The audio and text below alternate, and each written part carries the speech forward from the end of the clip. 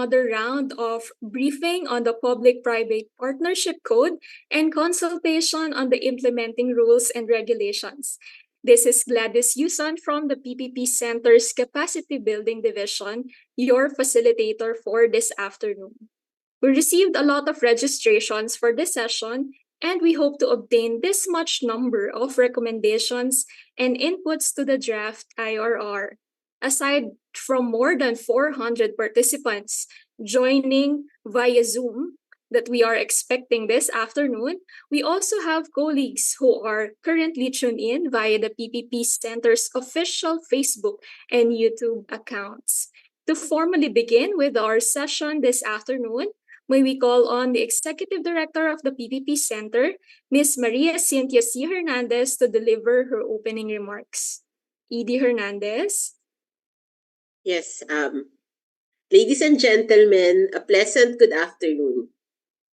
On behalf of the PPP Code Implementing Rules and Regulations, or IRR Committee, I am honored to welcome you to this stakeholder consultation for the IRR of Republic Act number 11966, or the Public-Private Partnership Code of the Philippines.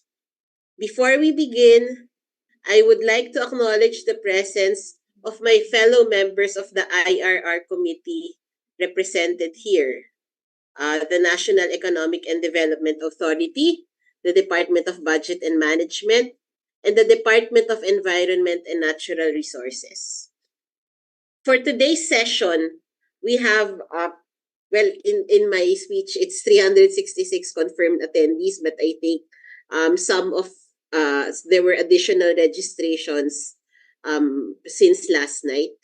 So joining us are 12 agencies representing national government agencies and regional line agencies, 7 government-owned and controlled corporations or GOCCs, 1 state university, 19 local government units, as well as 38 organizations representing the private sector. So it looks like we have a full house. Thank you for taking time to participate in this consultation via Zoom. And also, if there are, late registrants or those who are interested in watching the proceedings, I hope you could direct them to the PPP Center Facebook page or the YouTube channel. The IRR Committee appreciates your support to the Philippine PPP program and look forward to hearing your thoughts on how we can work together to make the vision of the law a reality. The PPP Code of the Philippines was signed into law by President Ferdinand R. Marcos Jr. on December 5, 2023. It was then published on December 8 and became effective on December 23, 2023. The PPP Code is a law that unifies different rules regarding public and private initiatives for infrastructure and development projects. It sets clear rules on the process for the government to partner with the private sector to deliver development infrastructure and service to the public. The new law incorporates the lessons learned and best practices from over 3 decades of documented experience implementing PPP projects via the BOT law and other PPP-related legal frameworks. The new PPP Code aims to ensure that PPP projects are, first, of high quality, second, maximize the private sector's technological and managerial expertise, and third, that the PPP program as a whole serves to further the country's development goals.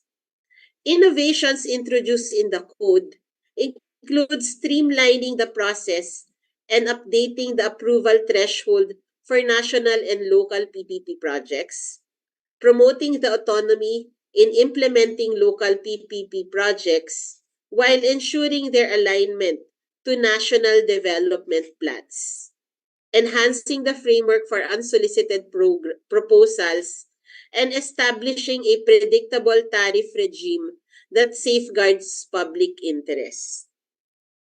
Pursuant to Section 34 of the Code, the IRR Committee is required to promulgate the IRR within 90 calendar days or by March 23, 2024. Since early January, the PPP Center, under the instruction and guidance of the IRR Committee, has been conducting a series of in-person and online stakeholder consultations and information sessions on the PPP code and its proposed IRR. So here we are in another event to provide a platform for our key stakeholders from different implementing agencies, the private sector, and as well as the public to contribute valuable insights on the proposed provisions for the PPP Code IRR. This inclusive approach ensures that the proposed IRR aligns with operational realities and challenges, ultimately contributing to a balanced, equitable, and effective PPP policy environment in the Philippines. We invite you to actively engage in today's online consultation session. I guess if there, in the interest of time, if there's no not enough time within the formal time frame of today's consultations, we will also welcome written suggestions and recommendations for formulating the IRR. So there's actually on the PPP Center and FAQ page where queries would be entertained. But I think today, if you put in the queries in the chat box, and if we aren't able to answer them within the time frame, they would also be compiled and replied to. Your participation in this effort will ensure that comprehensive and well-rounded perspectives are considered by the IRR committee in crafting the IRR, one that is efficient, fair, and encourages private investment. Your active involvement in today's session is important in shaping the success of the Philippine PPP program. Thank you, and we look forward to an interactive and productive discussion with you. Magandang hapon po sa ating lahat. Thank you very much, Edie Hernandez. Let us give her a virtual applause. So before we move on to the next part, may we invite everyone in the Zoom meeting room to please open their cameras for our official group photo. My colleagues at the PPP Center will help me in capturing our official photo.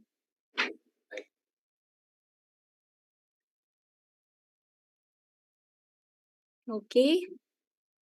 Please hold your sweetest smiles this afternoon. Okay, in 3, 2, 1. Okay, next window. 3, 2, 1. Smile. Okay, 2 more. And last one. Okay. Thank you very much, everyone. You may now turn off your cameras. Thank you very much again, Edie, and for motivating our participants to actively participate this afternoon. So to ensure a smooth and productive session, we would like to remind the participants of our house rules. This session is being recorded via Zoom for documentation purposes. The recording will be shared to you via email if you accomplish the online attendance form. For easier recognition of our Zoom participants, may we request to follow our display name format. Your agency or institution _ your complete name. To avoid any disruptions during the discussions of our resource speakers, kindly maintain your cameras and audios muted. For our Zoom participants, you may participate via the chat box and virtual reactions. Please type in your name to be followed by your organization or agency, and then proceed with your comment or input. For our Facebook and YouTube Live participants, we also request to encode your name, your organization, and agency to proceed with your comment input in the comment section. Okay? So the assigned PPP Center training team will be documenting all of your comments, questions, and any concerns in our comment section and chat window. Please accomplish the online attendance and evaluation form. My colleagues will also be sharing the links in our chat box and comment section. And lastly, we encourage everyone to foster a safe space by being open and respectful to each comment and questions during our activity. So let us have a roll call of our attendees. So when I mention your agency or institution, we hope that you could send the heart emoticon using the reaction function or through the chat box. Okay. So the first one, our fellow IRR committee members, National Economic and Development Authority, Department of Budget and Management, Department of Environment and Natural Resources, from national government agencies and regional line agencies, Department of Health, Department of Public Works and Highways, Department of Agrarian Reform, Board of Investments, Bureau of Internal Revenue, Philippine Statistics Authority, Philippine Drug Enforcement Agency, National Irrigation Administration, National Power Corporation, National Housing Authority, and Intramuros Administration. Next, from government-owned and controlled corporations, or GOCCs, we have representatives from Philippine Ports Authority, Philippine Health Insurance Corporation, Subic Bay Metropolitan Authority, Nayong Filipino Foundation, Philippine Retirement Authority, Philippine Reclamation Authority, and Local Water Utilities Administration. We also have one representative from the state universities and colleges, the University of the Philippines. From the local government units, we have municipal governments of Bawang, Guagua, Laridel, Rizal, and Sariaya. City governments of Cagayan de Oro, Iloilo, General Santos, General Trias, Santiago, Surigao, and Talisay. Provincial governments of Bataan, Batanes, Bulacan, Butuan, Iloilo, Marinduque, Northern Samar, Nueva Vizcaya, and Sorsogon. Next, we have a lot of participants and attendees from the private sector and the general public.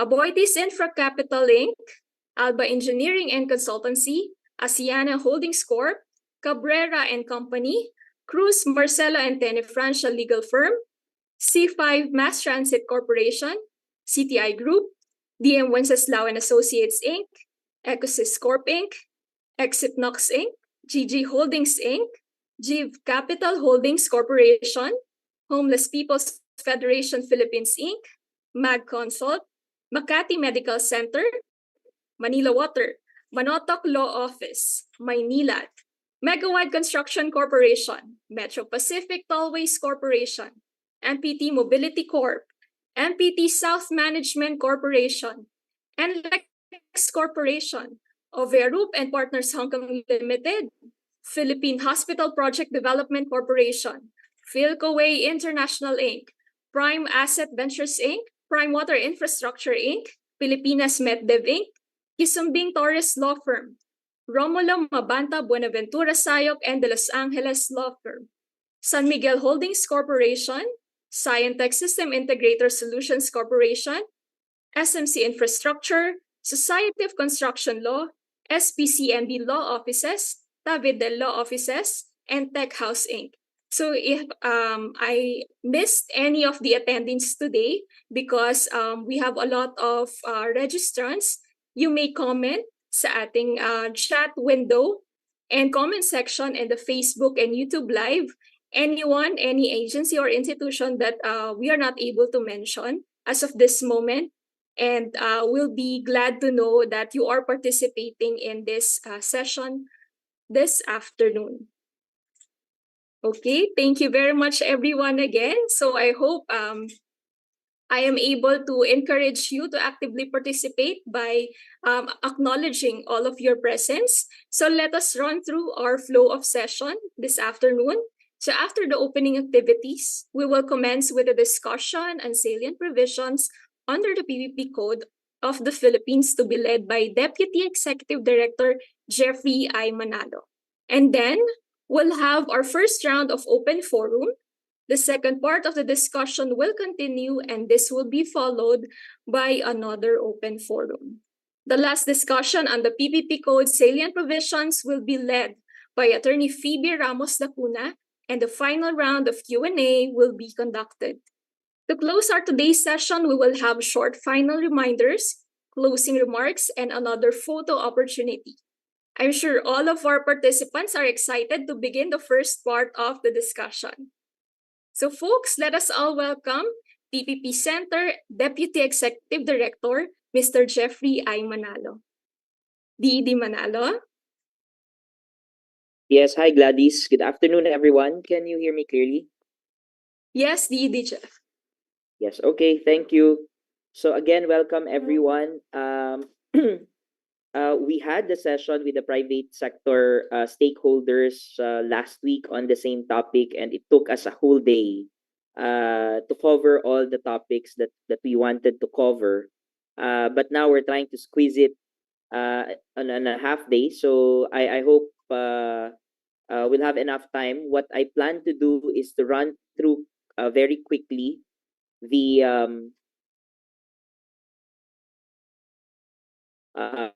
slides so that we can spend more to gather the inputs, questions, and comments of our stakeholders. Normally, I would start this presentation by giving 3 insights. So the first one is that, as mentioned by ED Cynthia, this is a product of several years of work and lessons learned since the last law was enacted. Particularly this law, this started in the 14th Congress and has finally been enacted under the 19th Congress. So this is every provision in the law was a difficult striking. It was a difficult balancing act to cater to the interests of both the public sector and the private sector to make the PPP program more robust. The second insight is that it would be asked the better who will be the first to say that this is not the perfect PPP law. As I've mentioned earlier, a lot of balancing act were done. And this is what we have at the moment, and this is what we're trying to work on, and hopefully be able to outline all the objectives of the law through these implementing rules and regulations. And so thirdly, what we want to achieve today are 2 things. The first one is for us to be able to cascade the salient points of the law. And secondly, to present to you some of the proposed implementing rules and regulations for your comments, inputs, and questions. Having said that, we may not be able to answer all of your queries, but we will definitely take note of them and use them as guidance as we craft the implementing rules and regulation. Now let me begin with the timeline of the PPP code and its implementing rules and regulations. The code was signed last December 5, and I think everyone knows this.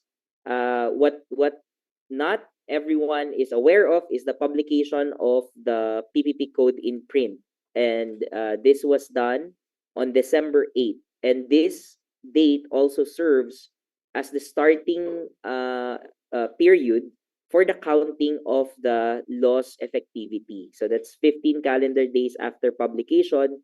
And so the law has become effective last December 23. The drafting of the IRR is a 90-day period according to the law, and that started last December 24 and will end on March 23. If everything goes out well, we'll be able to publish it on the 90th day. And the IRR, the new IRR for the PPP code, will be effective 15 days after, or April 7. For today's session, as mentioned earlier, we won't be able to cover everything, but we want to highlight the major salient features of the law, and we divided it into three blocks of discussion. On every block, as mentioned earlier, we'll be pausing for questions, comments, and inputs. And I'll begin with the first block. That would be the scope and coverage, the repealing clause, the transitory provisions, the reasonable rate of return, and the PPP institutions mentioned in the law, including the PPP Governing Board, the PPP Center, the Project Development and Monitoring Facility, or the PDMF, and the PPP Unit. Okay, let's begin. For the scope and coverage, this is Section 4 of the PPP Code. The law clarifies what are covered and excluded under the law. For those that are covered, it will include item A. This is basically the variation of what we used to call BOTs or BOT variants. It would be any contractual arrangements between an implementing agency and a private partner to finance, design, construct, operate, and maintain any infrastructure development projects which are typically provided by the public sector, where each party shares in the associated risks. Also included in this in the coverage of the law are joint venture, which is another form of PPP, both of national government-owned and controlled corporations of GOCCs and local government units or LGUs. Toll operation agreements also fall under the scope of the law, as well as lease agreements with provision of working capital and or improvements for a period of time covering more than 1 year. So these lease agreement used to be a gray area, whether it is a PPP or not. But under this law, it clearly states that lease agreements covering more than 1 year, and which includes working capital or improvements to an existing government land, falls under the realm of PPPs. Item E is status quo. So any lease agreement that is a component of a PPP project is still covered by the law. And a catch-all, all other contractual arrangements which possess characteristics or elements of a PPP as defined under the code. Now, the code also clarifies what are not included, what are excluded. So the first one are all infrastructure projects undertaken through 9184. So if the legal framework used for the procurement for the development of an infrastructure project is 9184, then it is not a public-private partnership. Item B is also what I wanted to highlight: joint venture and lease agreements involving purely commercial arrangements that neither provide nor include public infrastructure or development services are excluded in the law. So what the example that we usually give on what is covered and not covered is, say, there's a GOCC who owns a piece of land. So it's a government entity who owns a piece of land and wants to build an infrastructure in that land. If the subject infrastructure of, say, an agreement with a private partner, for example, it's a lease agreement or a joint venture agreement, if the subject infrastructure is a mall,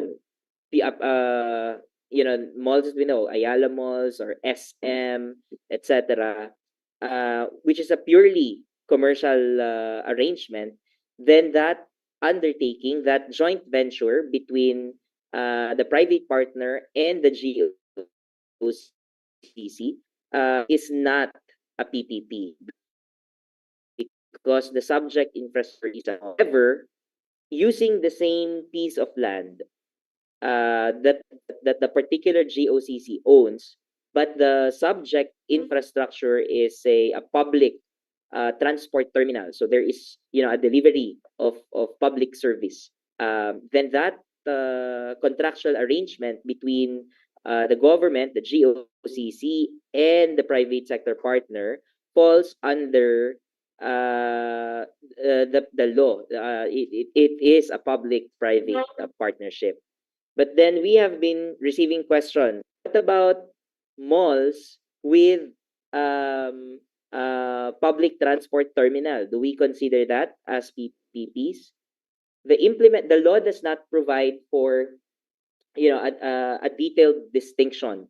And so in the implementing rules and regulations, the IRR committee last January 5 is proposing to provide a clarificatory statement in the IRR.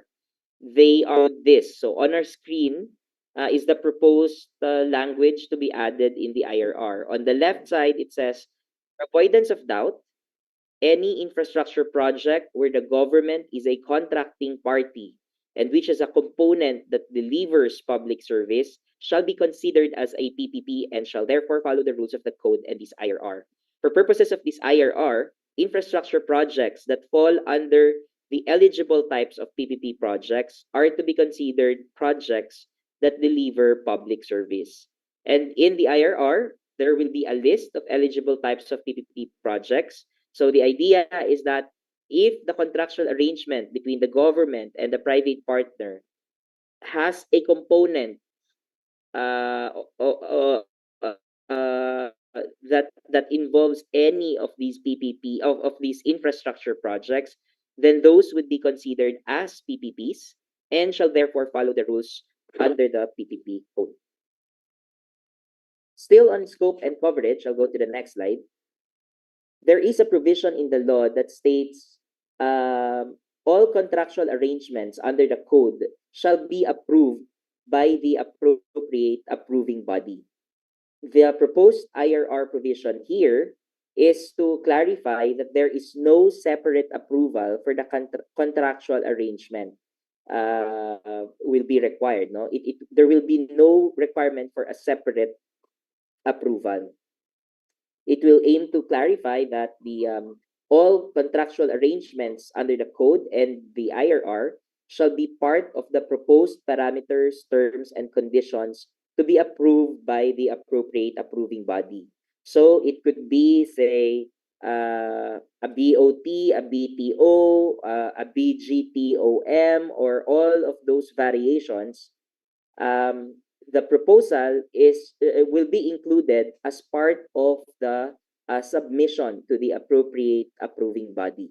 Unlike in the past, there has to be a separate approval process specifically for the contractual arrangement. If we go to the next slide, the proposed IRR also aims to clarify the definition of project cost. All those texts in black are lifted in the law. All those in red are the proposed IRR provision. Again, whenever I mention the items that are proposed for the implementing rules and regulations or the IRR, this means this is open for comments, suggestions, inputs. So for the definition of project cost, we propose to include, for avoidance of doubt, interests and other financing costs incurred during construction shall be considered as part of the project cost. And then specifically for O&M PPP projects without initial capital expenditure, the government borrowing rate shall be the discount rate used in determining the present value of costs incurred in delivering the contracted service, including any reinvestment requirements. So that would be the scope and coverage of the law. Now I will go to the repealing clause. This is section 37 of the code. Under the repealing clause, specific laws were mentioned and were declared inconsistent in the PPP code and were therefore repealed or modified accordingly. What we usually get as a question is whether or not PPP codes of local government units or JV codes or PPP ordinances. So there are varying titles to these documents. Whether these have been repealed or whether they can still issue one because the law did not explicitly repeal it. Let me just share with you the during the deliberations, when the law was being crafted, our legislators thought there is no need to explicitly repeal PPP codes of local government units in consideration of their local autonomy. What will happen is that when the IRR when the IRR of this law becomes effective, and it will then provide for the rules in processing the development, evaluation and approval, procurement, implementation, and even monitoring of PPP projects, both of national and local governments, then those inconsistent PPP codes and ordinances will be rendered inoperable. So the idea during the deliberations was for the LGUs to act accordingly, to follow this law, which now covers all national PPPs and local PPPs, including that of local government units. Now, in the IRR, we wish to state this clearly to avoid confusion. The proposed provision is to state that local PPP and JV codes or ordinances or any part thereof which are inconsistent with or contrary to the PPP code are rendered inoperable, following the principle that every law must be interpreted and brought in accordance with other laws as to form a uniform system of jurisprudence, and that the PPP code comprehensively covers all rules and procedures covered in all stages of PPP project development, approval, procurement, and implementation. The language used in the PPP code renders it irreconcilable with the rules and procedures found in existing local PPP codes and other local issuances. Question. So, can we still issue, if I am the local government unit, can I still issue ordinances by virtue of the local government code? Yes, LGUs can still issue the ordinances, but only for those items that are not covered by the law. What are these? No, these could, for a good example would be the law, and later on you will see in the presentation, the law would provide for a minimum composition for the Project Bids and Awards Committee, or the PBAC. LGUs cannot be inconsistent with the minimum membership of the PBAC, but they can issue an ordinance providing for, you know, a bigger PBAC if they wish to do so, if they want to add or provide additional representations in the PBAC. But if it is about if it is an ordinance about how to develop, evaluate, approve, procure, and implement PPP projects, the how these will be processed, and the applicable timelines to be followed, those are already covered by the PPP code and its would-be implementing rules and regulations, and therefore ordinances of local government units cannot be inconsistent with those. And then finally, on this slide, another normal question that we get asked is, if I am a local government unit, do I need to issue an ordinance so that this law can take effect, so that we can adopt it? The answer is there's no need. Once the IRR becomes effective, it is already the legal framework that can be used by LGUs. There's no need to enact a new code or a new ordinance. All right, now I go to the transitory provisions. So there is a transitory provision in the law, but it's very legalist, and what we want to share and what we want to capture in the proposed IRR provision are the two objectives set forth by Congress when they were drafting this. They had two very clear guidance. Number one, when the law gets passed, there shall be no infringements of established rights in existing PPP contracts. Number two, when the law gets passed, it shall not cause delays on PPP projects. The intent is to honor the stages at which the stages that projects have undergone, and the law will apply prospectively in the next stages. And so, given this guidance, the transitory provision of the IRR is proposed to be worded uh, as seen on the screen. So there shall be a general rule which says that any approved parameters, terms, and conditions prior to the effectivity of the code shall not be affected or altered. For existing PPP projects with executed contracts prior to the effectivity of the PPP code, so if the contract has been signed,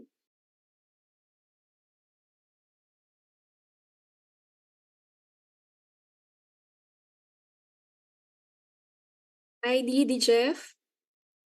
ID Jeff, may we request to repeat yung phrase or a few moments before ma-unmute, ma-mute yung iyong audio. yeah, okay, let me just Thank you. repeat. So there is a general rule, sorry about that. So there's a general rule that the enactment of the code shall not affect or alter the PTCs of PPP projects that have already been approved. And these will be threshed out in the succeeding paragraphs of the IRR.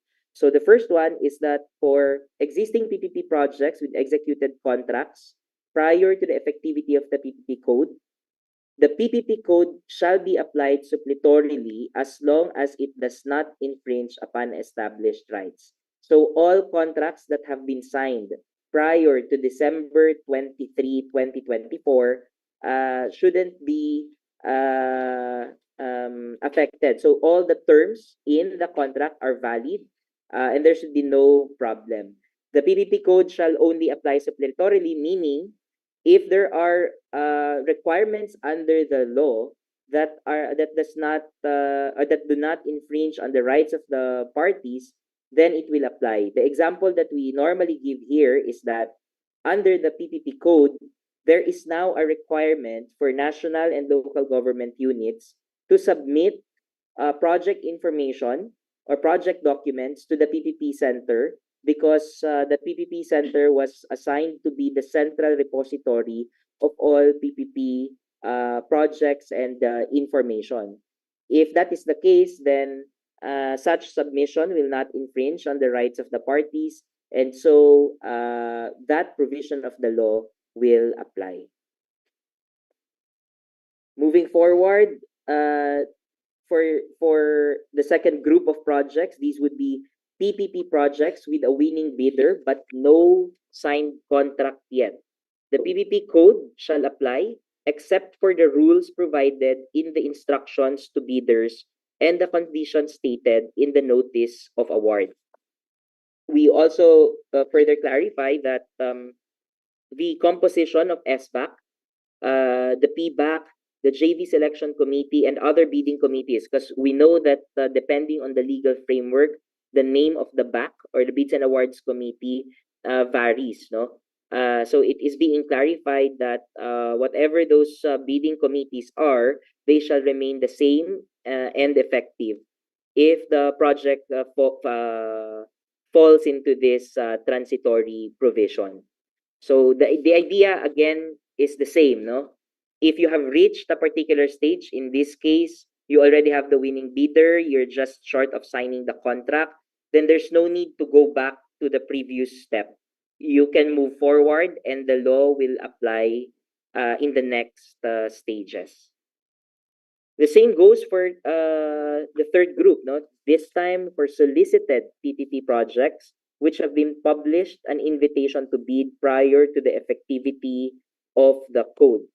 The PPP code shall apply except for the bidding rules or any amendments made by the PBAC, SBAC, or the JV selection committee. And they are applicable and other applicable bidding committees. The PPP code may be used as reference if there are gaps in the rules of the bidding committee. The composition, as I've mentioned earlier, will remain effective if it falls under this transitory provision. Now, another group would be unsolicited PPP projects, which have commenced comparative challenge prior to the effectivity of the PPP code. So similar with the third group, the PPP code shall apply except for the comparative challenge rules and any amendments made by the SBAC, PBAC, or the JV selection committee. If there are gaps in the rules of the bidding committee, then the PPP code may be used as reference. The pre-qualification rules used at the start of the comparative challenge shall also apply to all challengers. The OP status conferred and the certificate of successful negotiation that was issued by the parties shall remain valid and effective. Now I go to the next group for solicited and unsolicited projects pursuant to the BOT law, which are already approved for bidding or comparative challenge in the case of unsolicited proposals, but pending publication of applicable invitation prior to the effectivity of the code. So for these items, for those projects that were approved but still have pending publications, the invitation shall be published immediately. The PPP code shall apply for the bidding or comparative challenge project process and all succeeding stages. And then the another group would be those solicited projects pursuant to the BOT law, but pending approval of the appropriate approving body prior to the effectivity of the code. Solicited projects under this group shall be processed under the approval rules in effect at the time of submission to the appropriate approving body. If approved, the PPP code and its IRR shall apply to the bidding process and the succeeding stages based on the approved parameters, terms, and conditions, or PTCs. If it is not approved, the project may be resubmitted but will now follow the approval rules under the PPP code and its IRR. Okay, so the normal question we get here is, what is our definition of pending approval? So the approval phase is from the time the project is submitted to the appropriate approving body all the way up to the final decision of the approving body. So if the project is at any stage between these 2 points, when the law became effective, the approval process of the new law will not apply. So the processes under the rules in effect when these projects were submitted will be the ones to be used. Again, that's consistent with the idea that no project will be asked to go back to zero just because the law has been enacted. Now we go to item 7. This one is for unsolicited proposals pursuant to the BOT law, but pending approval of the appropriate approving body prior to the effectivity of the code. So two things here. The unsolicited projects under this group, the proponent has two options. The first one is the original proponent can choose to still continue with the approval process following the BOT law. Again, to be clear, the approval process contemplated here shall mean the approval of the PTCs for negotiation, the negotiation, and the final approval of the negotiated parameters, terms, and conditions prior to comparative challenge. So this is what we call the approval stage. Or the original proponent can choose to resubmit the proposal under the PPP code and its IRR. So again, in the case of solicited PPPs that are pending approval, the law says it shall be processed based on the old rules.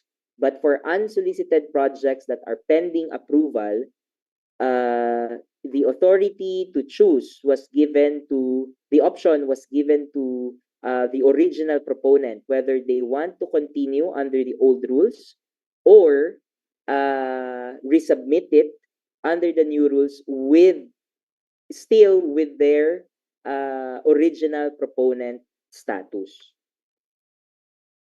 Okay, and then still still under the same transitory provision, the question is what happens if I choose one of the two tracks, no? So first, if the OP chooses the approval process under the BOT law, the project shall be processed under the old rules at the time of submission to the appropriate approving body. If the project is currently under negotiation or fail to reach successful negotiation after having secured the approval of the PTCs for negotiation, the project shall proceed following the PPP Governing Board resolution on the negotiation process. So this one is posted in the PPP website already. Now, if the project secures the approval of the negotiated PTCs by the appropriate approving body, then the PPP code and its IRR shall apply in the comparative challenge process and the succeeding stages that the project needs to go through. Now, if the project fails to secure the approval of the appropriate approving body, then the project shall be returned to the implementing agency and may be resubmitted under the PPP code and its implementing rules and regulations.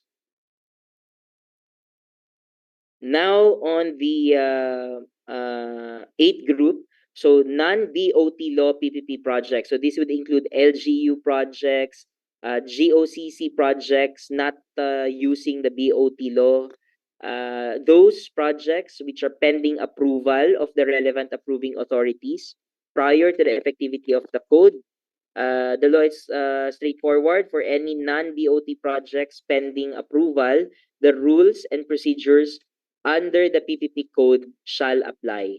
So this means we will look at section 7 of the law. Now, that would be the transitory provisions. Now, I go to the reasonable rate of return. This is another provision of the law that we received a lot of questions. So, first, the law provides for the definition of the reasonable rate of return, but it only mentioned this term, the RROR, thrice, no? Aside from the definition. This would be in the section on the provision on the implementing rules and regulation, which states that the IRR shall prescribe the rules on the operationalization of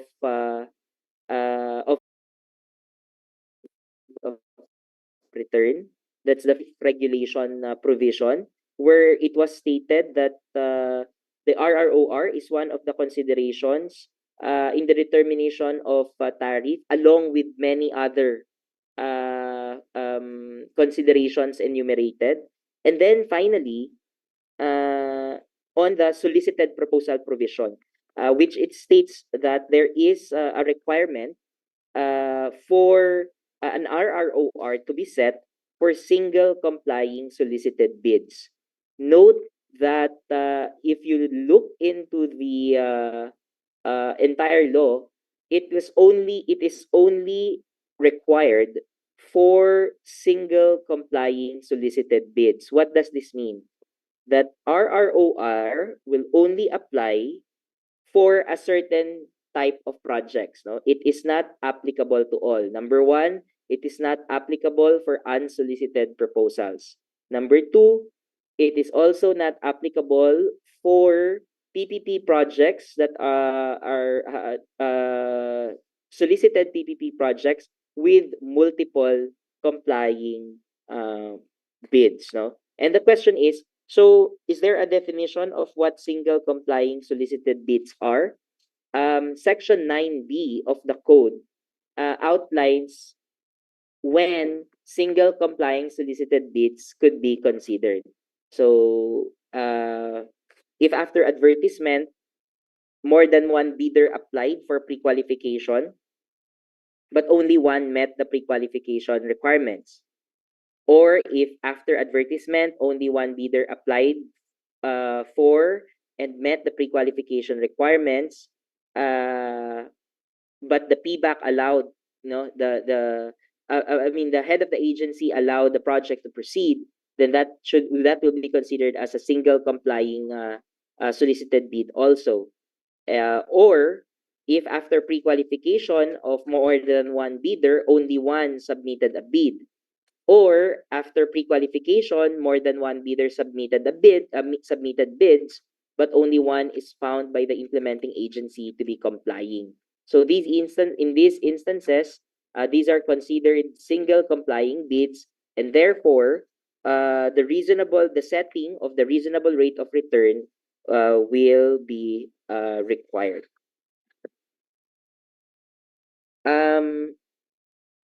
Other things that we wish to clarify in the IRR will be the how this will be operationalized. I think the important thing here is that the process is that we will only learn whether there is a single complying solicited bid after bid submission.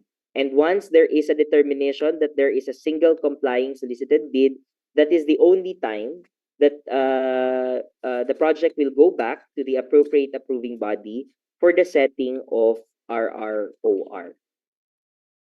Okay, now on the excess, which is part of the definition of the RROR. The IA shall monitor the RROR and determine how much is the excess, if any. The private proponent will submit pertinent documents, and the GOCCs and SUCs with special provisions in their charters allowing to retain receipts, earnings, or money collected within the agency's account or corporate funds may be permitted to retain the said excess of the RROR subject to government accounting rules and regulations. What we also want to highlight is item EI, no? The creation of a trust account where the excess will accrue per agreed monitoring period until the end of the contract period.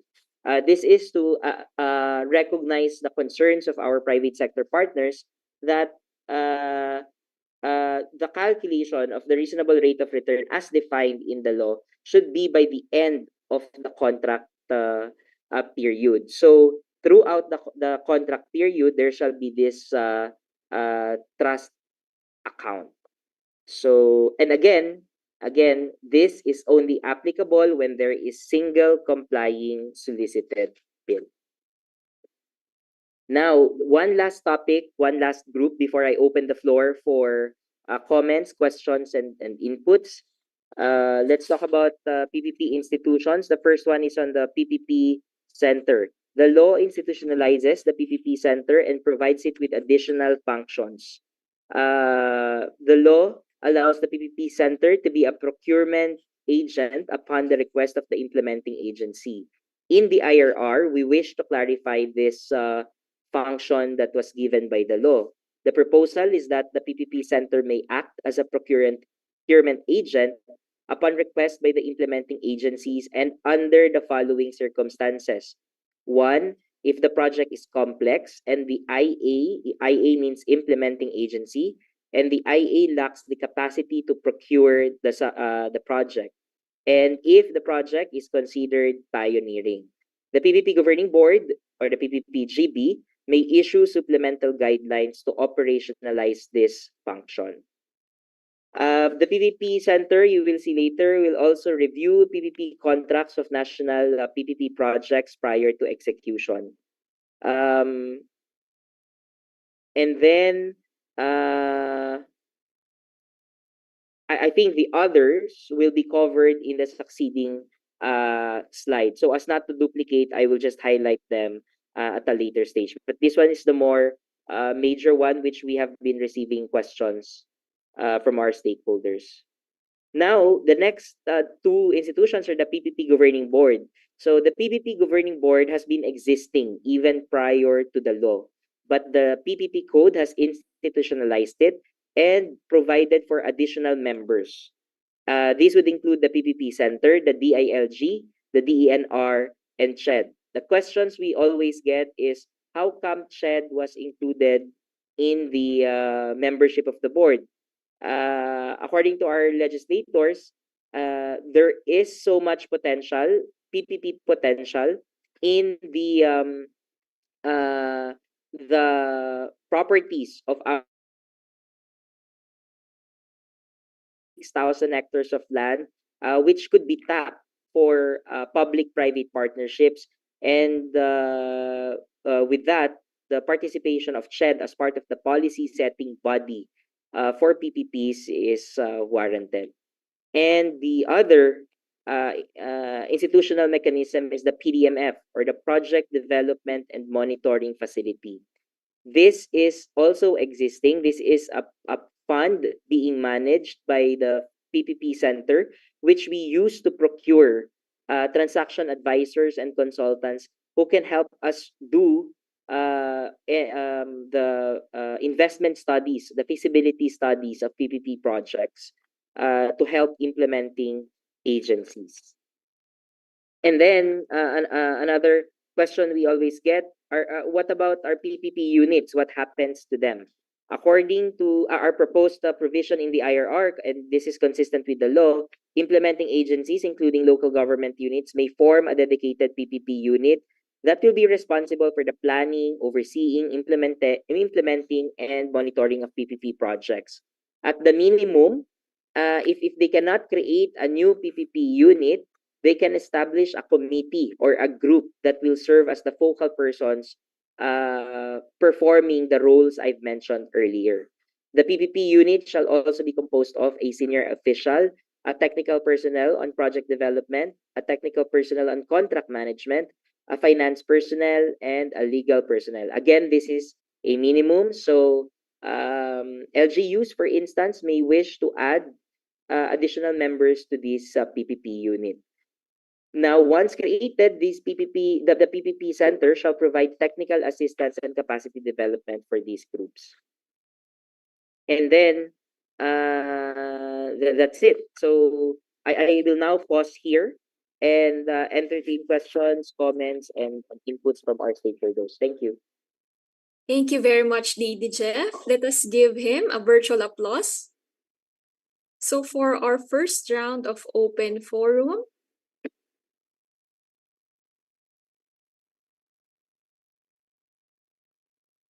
the first question is from Ms. Graciela S. Fernandez of Kisumbing Torres Law. What will happen to local PPP codes which are not aligned with the PPP Act? What will prevail? So it will be what will prevail is the PPP code and its implementing rules and regulations.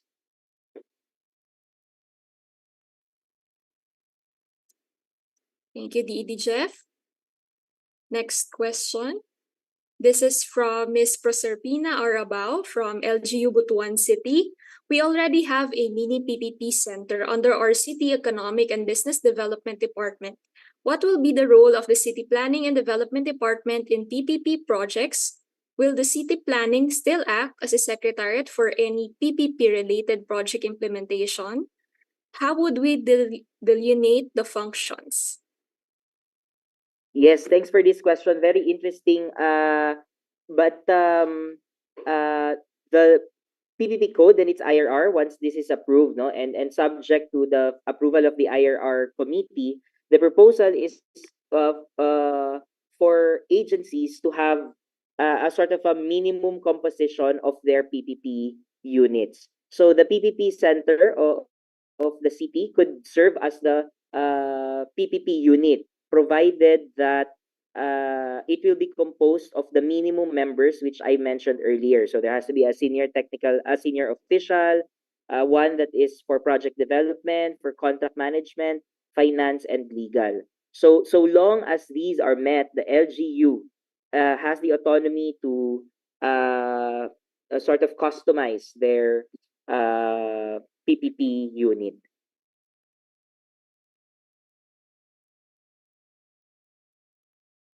Thank you very much. Next question is from the University of the Philippines, from Mr. Francis Baclay.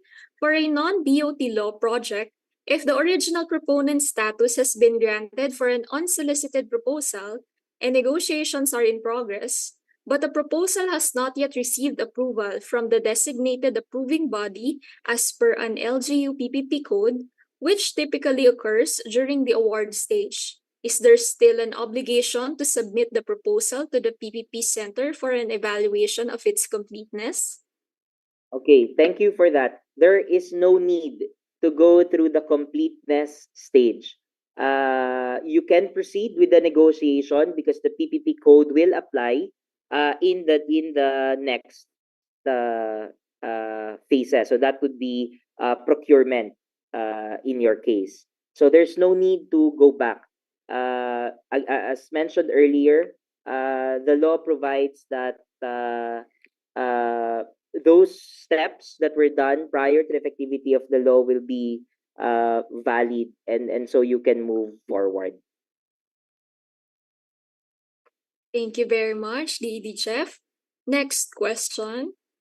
This is from Alba Company, Miss or Mr. Jody Galano. Re-exclusions, who would determine if it's a purely commercial arrangement? Do the proponents have to secure a certificate to that effect that the project is excluded from the coverage of the PPP code? The code and the proposed IRR, as currently being discussed, does not provide for any rules on securing a separate certificate for that. No, it is the determination of the implementing agency. But definitely, we'll raise this question to the IRR committee as well. Thank you. For our next question, this is from NAPOCOR, Mr. Joey Pastrana. In Rule 4.7A of the interim guidelines, it states that USPs or unsolicited proposals for national PPP projects shall be completed and submitted pursuant to the rules to be issued by the ICC or Investment Coordination Committee. Does this mean that USPs falling within the coverage of Rule 4.7 cannot move forward until the issuance of the ICC of the aforementioned guidelines? Yeah, thank you for this question. Also, very interesting questions. Projects can move forward. The ICC has an existing rules and regulations and completeness checks. And what's being done at the moment is that the ICC has been modified accordingly, or modified accordingly in terms of only those that are still applicable are effective. So what am I trying to say? So if you look at the ICC guidelines, the processes, and the completeness check, all of those things that are still consistent with the law are being used, no? So for example, the new concept or technology, if you look at the forms in the ICC guidelines right now, there is a form that pertains to new concept or technology. Because the PPP code has become effective already, then that part of the requirements will no longer be applicable. Now, in terms of processing, for instance, the process that we followed, ICC Technical Board, ICC Cabinet Committee, and the NEDA Board, is still in effect, except that the processing should be within 120 calendar days. So I hope that gives a bit of clarity. Rest assured that to avoid any confusion, there will be an ICC guidelines to be issued, but basically documenting all this. It's basically an updating to make sure it is consistent with the law and then the IRR. Thank you. Thank you, DD Jeff. Next question is from Mr. or Miss 𝐸𝐭𝐬𝐬𝐢𝐨 of BCDA. Can the IRR clarify or define the phrase purely commercial agreements? what are the essential elements of these types of agreements and what constitutes public use? Can the IRR also define the threshold for the component of public use of a project before the same is considered as PPP? And lastly, may we propose to include a definition for the other exclusions or scope, such as disposition, divestments, privatization, corporatization, among others? Yes, thank you for this. These are really good inputs. We'll definitely raise this to the IRR committee. Thank you. Thank you, Didi Jeff. This is the last question for this first round of open forum. This is from DOTR, Mr. Dominic Paul Henson. Regarding contract variations for existing PPP project, we understand that based on the transitory provisions, existing PPP projects will be governed by their respective contracts, and the PPP code is not intended to infringe on established rights and delay the project. What is the definition of established rights in this context? Example, if the PPP code IRR requires additional approvals or consents to be obtained, for example, NEDA approval rather than just the head of the implementing agency or LGU, can the existing PPP project parties disregard the same and proceed with the variations? The treatment in the proposed IRR is to clarify these rights contextually, no, depending on where the project is when the law becomes the IRR becomes effective. And so the approach is to clarify which rules will apply in the transitory provision. Hence the groups of projects that I was mentioning earlier. Now, as to I think that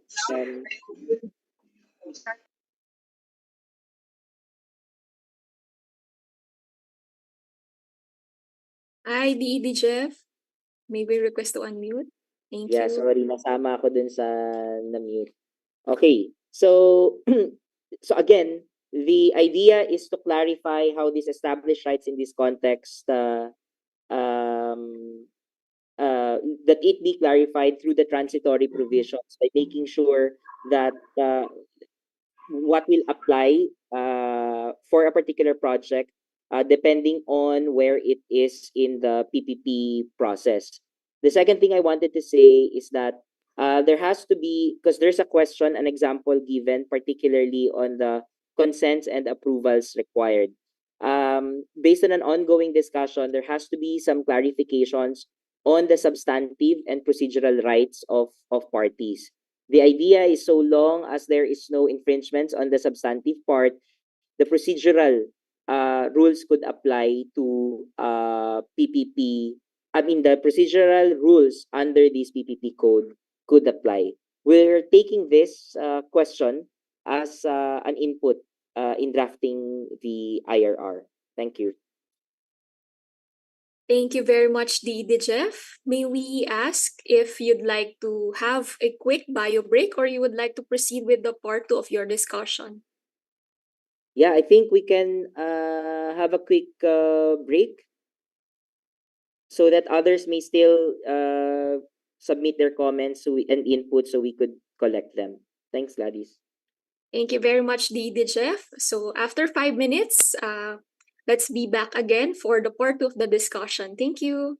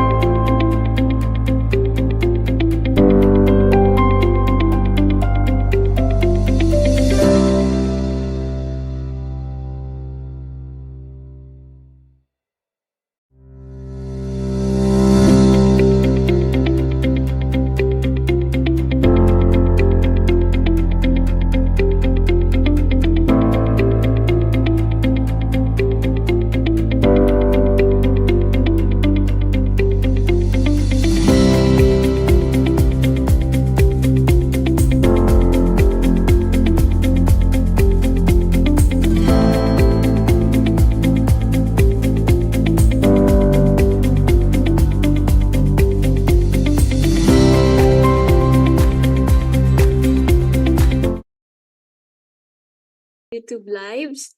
So, the Chef, I think we can now proceed with the second part of the discussion.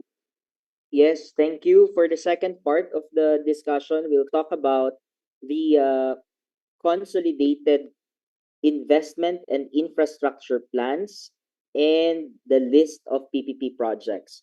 So we'll call them the consolidated plans and the list, no?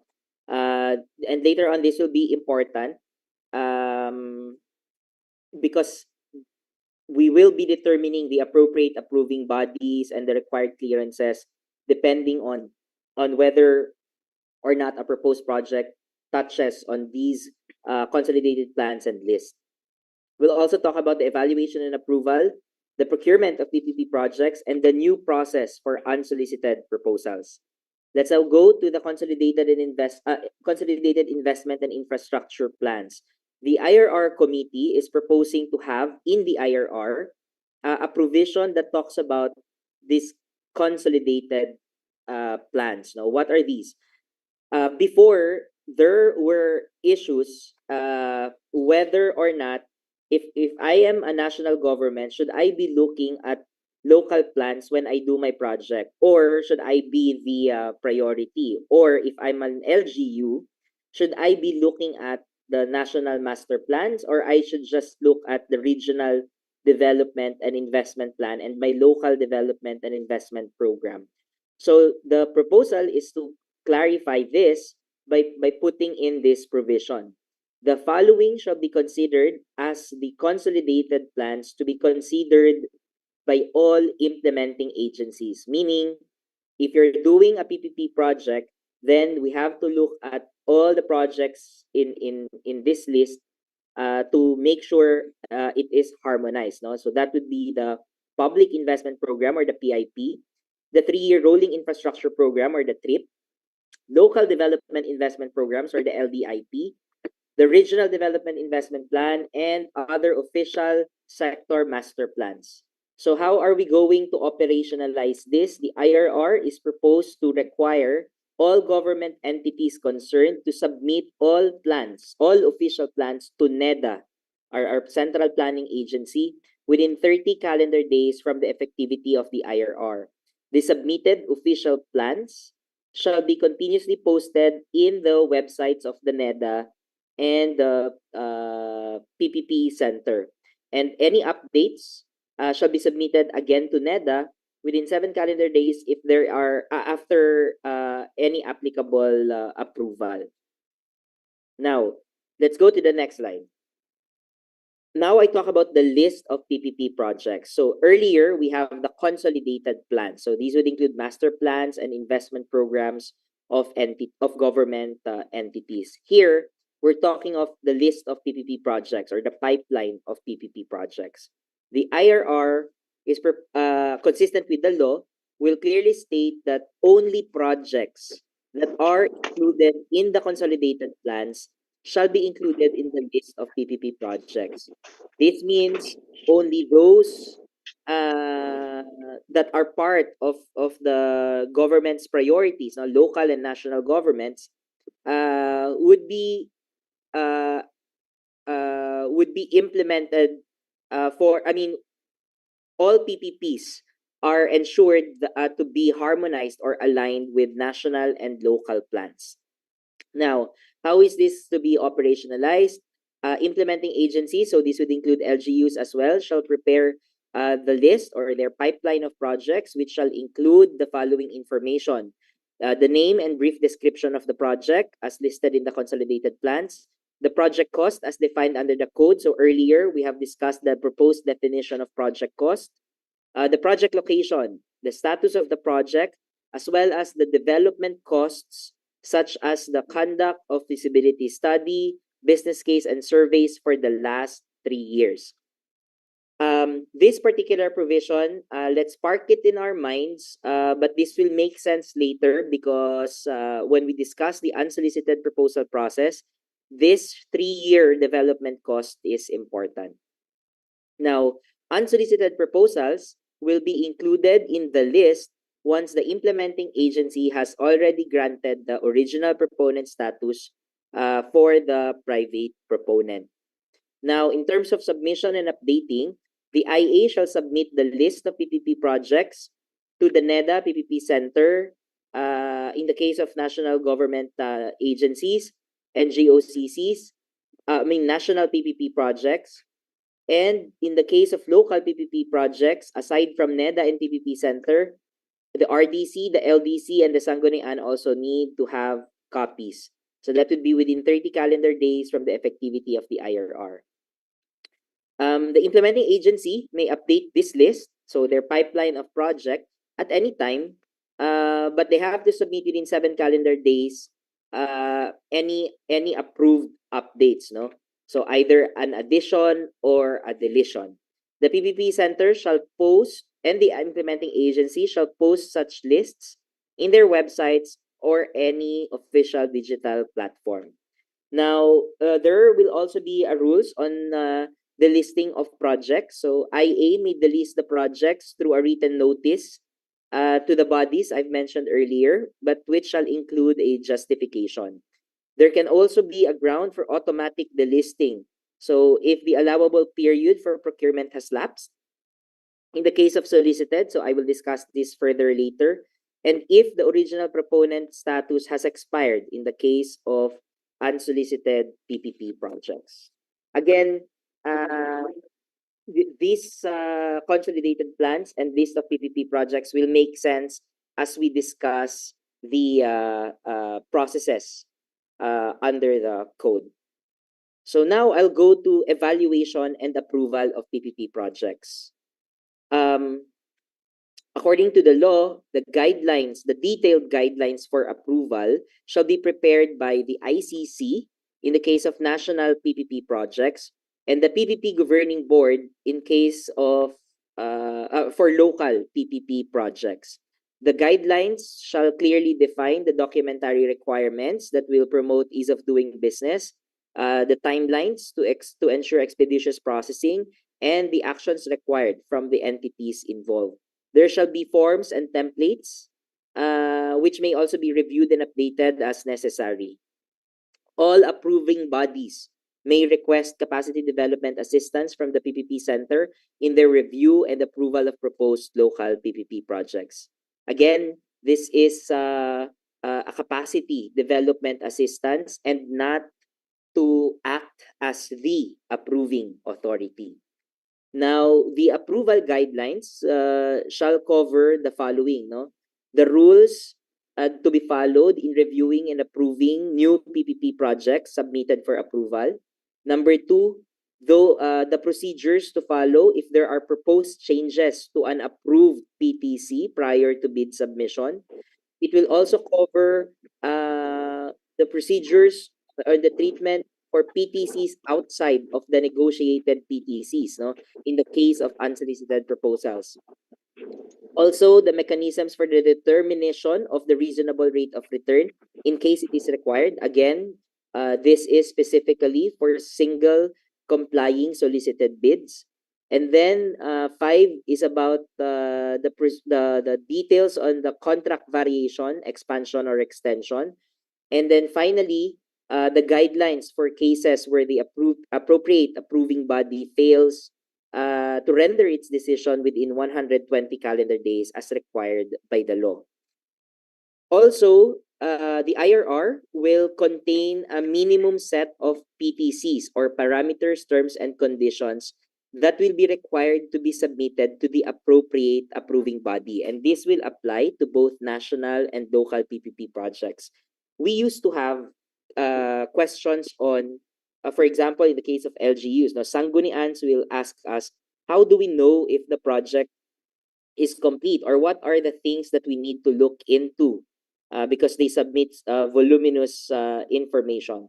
This provision is supposed to guide it. So by the time it reaches the approving body, these PTCs should be present or are clearly defined. What I want to highlight here are 2 things.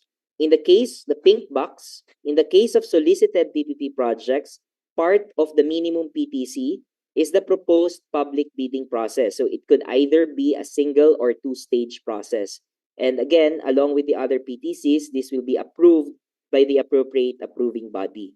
Now, in the case of unsolicited proposals, the law says there has to be a proposed period for comparative challenge process. And later on, I will discuss this. But this is subject to the approval of the appropriate approving body as well.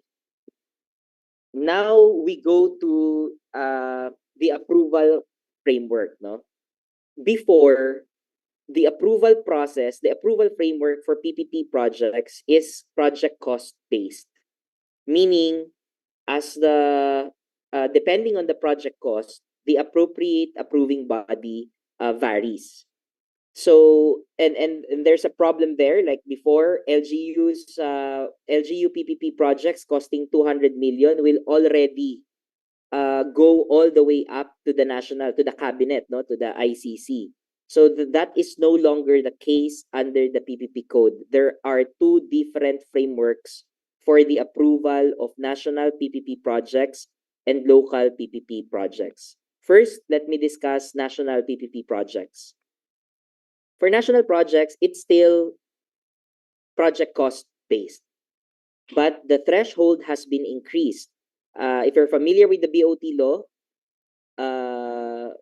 prior to the PPP code, any PPP project amounting to 300 million pesos and up will have to go all the way up to the NEDA board, chaired by the president himself, so to get an approval. So that threshold has been changed. That is from 300 million to 15 billion pesos. So if you look at the right side of our screen, projects costing 15 billion and above are the only projects that need to go all the way to the NEDA board upon recommendation of the ICC. Everything below 15 billion is already decentralized. No, it will either be the approving body will either be the board if the agency has a board, or a mother agency if it has a mother agency, or the head of the implementing agency if it's already the mother agency. But the law also provides for an exceptions. No, there could be PPP projects that are below 15 billion, but will have to go up to the ICC. Later on, I will have a slide which will discuss this further and will be open for comments, questions, and inputs. Let me just first go back on the left side of our screen. As far as the approval PPP approval framework is concerned, the second bullet clarifies that water districts created under PD 198 are considered national PPP projects. This means water districts entering into PPPs should follow the approval process under for national PPP projects. The questions we usually get asked is, what about those water districts that are owned by LGUs? So those are not considered national PPP projects. As they are owned by LGUs, they are assets of the LGUs, they fall under local PPPs, and I will discuss the process later on. The third bullet on the left side of our screen is the processing through a green lane for PPP projects implemented by SUCs, state universities and colleges, which may have a project cost above 15 billion and above, but do not require any government undertaking from the national government. According to the law, the ICC shall promulgate an ICC guidelines to implement this green lane. This is, I need to clarify that this green lane is not the green lane being mentioned under EO 18, I think, the one being managed by DOI for the investment incentives. This is a different green lane which will be defined under the ICC guidelines. And then finally, this is an important update.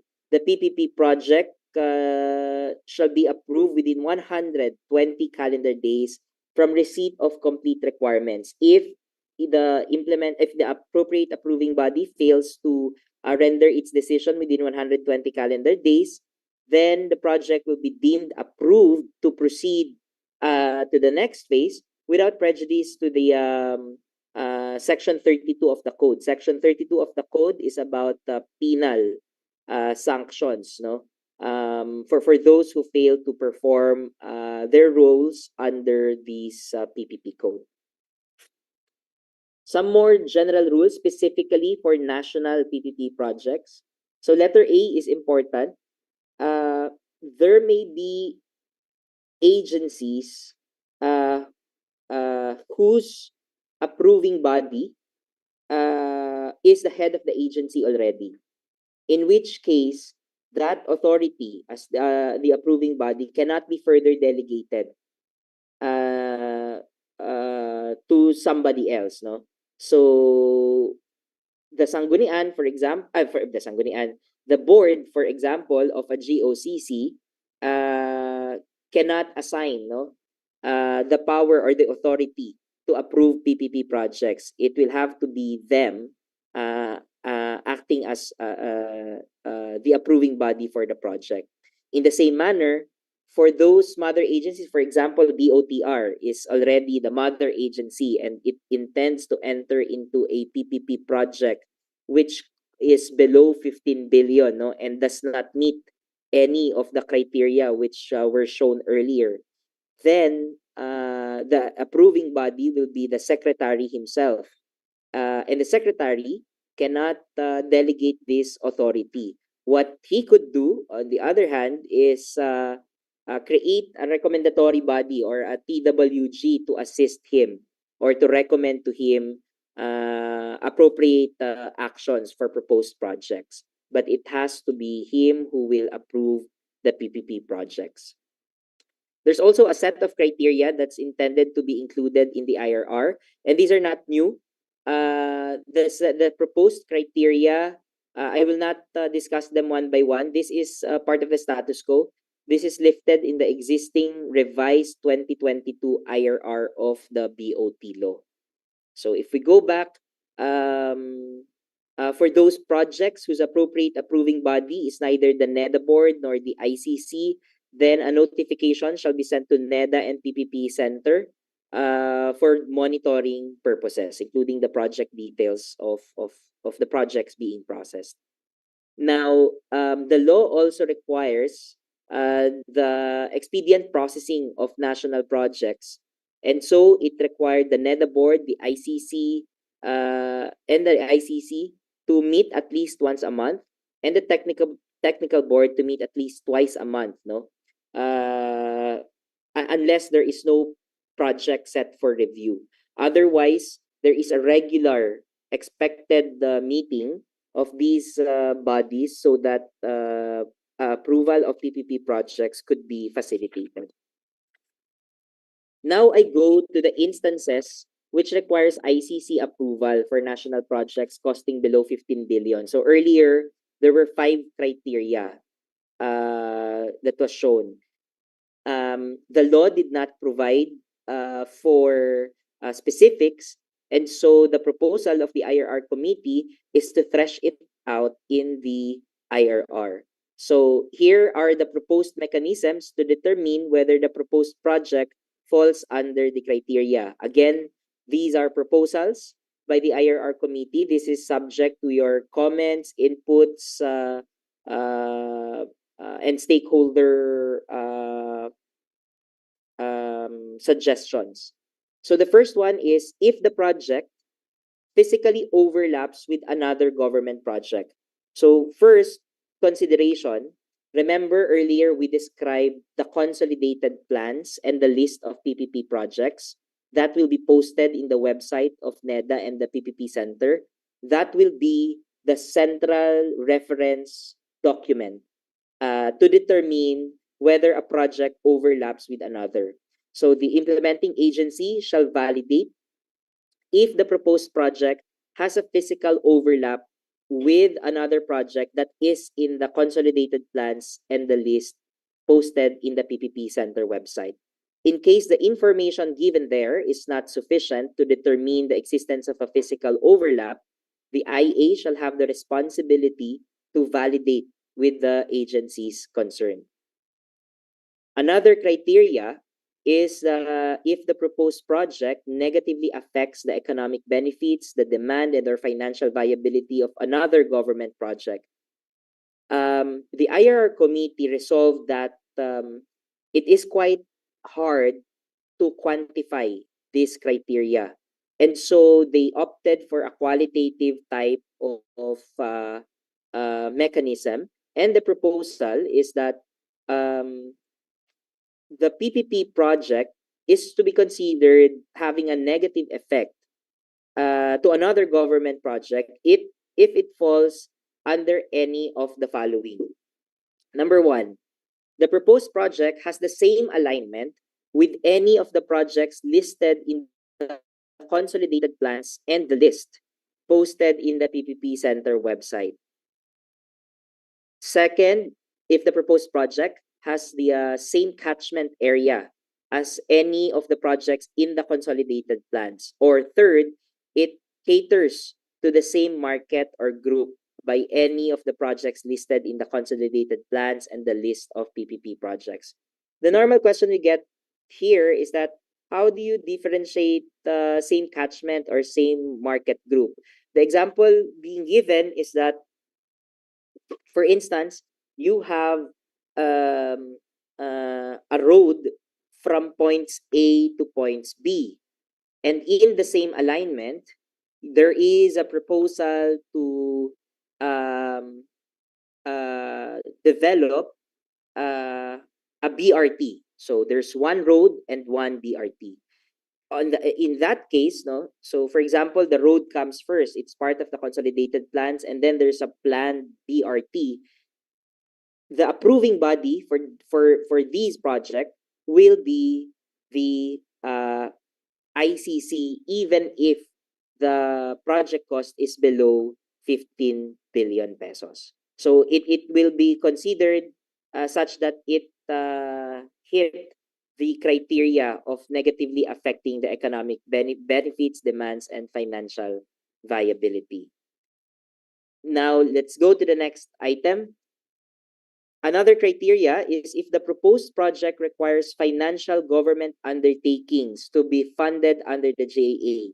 So in the IRR, we propose to clarify for financial government undertaking shall refer to subsidy, viability gap funding, and similar financial instrument. It will not include right of way. So right of way, government undertakings in the form of right of way shall not be considered as a financial government undertaking. And then finally, those financial government undertakings which are sourced from funds other than the GAA. So for example, corporate funds of GOCCs or the money of the GOCC, not from the GAA, then they are not covered by this provision. They don't need to go up to the ICC. And then, item 4, for projects involving availability payments to be sourced and funded under the GAA, so same rule applies. If the availability payments is sourced from funds other than the GAA, then this provision will not apply. Now, finally, in the case of joint venture projects, no, even if the project is below 15 billion, if the contribution of an implementing agency in a proposed joint venture exceeds 50% of its entire assets based on its latest audited financial statements and other pertinent documents, and subject to Section 3GG. Section 3GG is subsidy, no? Talks about subsidy of the PPP code. Then the approving body will be the ICC. What are proposed to be clarified in the IRR? So 3 things. The first one is the value of the entire assets of the implementing agency shall be the average of the values for the last 3 years as set forth in evaluation report. No? Second, in addition to the ICC requirements, other pertinent documents would include or may include audited financial statements from the last 3 years, the development plans of the agency, financial reports, and management reports. Finally, entire assets shall refer to the assets of the GOCC and not the assets of the proposed project. So, for example, if there's a GOCC which has 10 assets, no, and it intends to enter into a PPP for one of its assets, entire assets in this case will pertain to all 10 assets, not just the one that is the subject of the PPP arrangement. Okay, so the question is, who will determine whether these criteria have been met?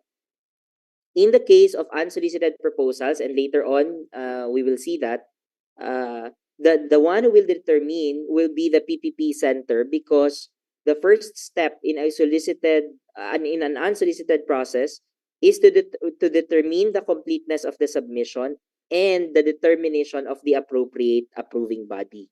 For solicited PPPs, however, it will be the implementing agency. But as mentioned in the slide earlier, NEDA and PPP Center may monitor this, no, through the documents submitted by the implementing agency.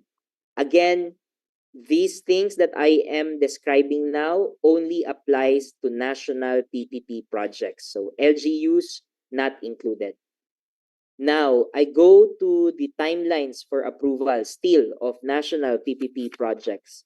So according to the law, the maximum approval period is 120 calendar days. Based on the discussions of the IRR committee last January 5, the IRR aims to target different timelines, not exceeding 120 calendar days, depending on the number of clearances required. No, so for projects that are costing 15 billion and above, meaning all those that are going all the way up to the NEDA board, the full 120 calendar days may be exhausted. So 60 days will be for the technical board, 30 days for the ICC, CABCOM, and 30 days for the NEDA board. On the other hand, if the project is below 15 billion, and it falls in any of the 5 criteria we described earlier, in which case the approving body is the ICC, then the approval process will be maximum of 90 calendar days.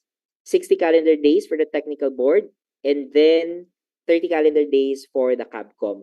Note that, as mentioned earlier, we want to facilitate faster processing, so we do not intend to exhaust the maximum limit given by the law, that is 120 calendar days.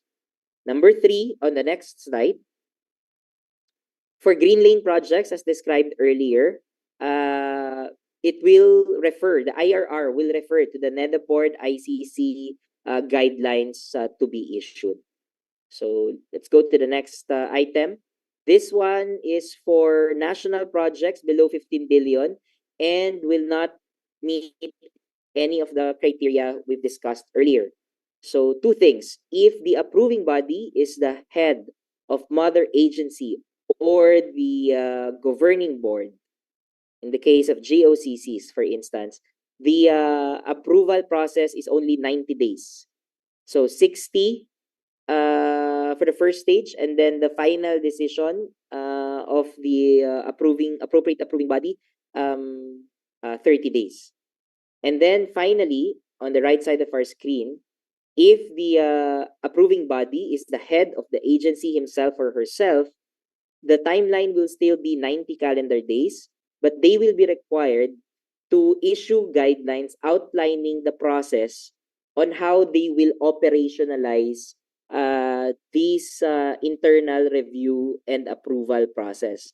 Note, though, that the IA shall issue their own guidelines, but it shall refer to the guidelines, forms, and templates prescribed by the ICC. Meaning, it's just to customize who will do what within the agency. But the rules, the criteria, etc. will all apply following the PPP code and the IRR and the ICC guidelines to be issued. For monitoring purposes, the IA shall submit a copy of their approval guidelines to the PPP Center. the idea there basically is just to ensure that the business process of the approving body for these types of projects is documented. Now, as mentioned earlier, if the approving body fails to act within 120 calendar days, the project will be deemed approved, no? So the IRR will propose mechanisms on how to operationalize this. So two things. The first one is, in cases where the appropriate approving body does not act on the PPP project, then the mechanism is that the PPP center shall notify the appropriate approving body that the period has lapsed and the project is already deemed approved.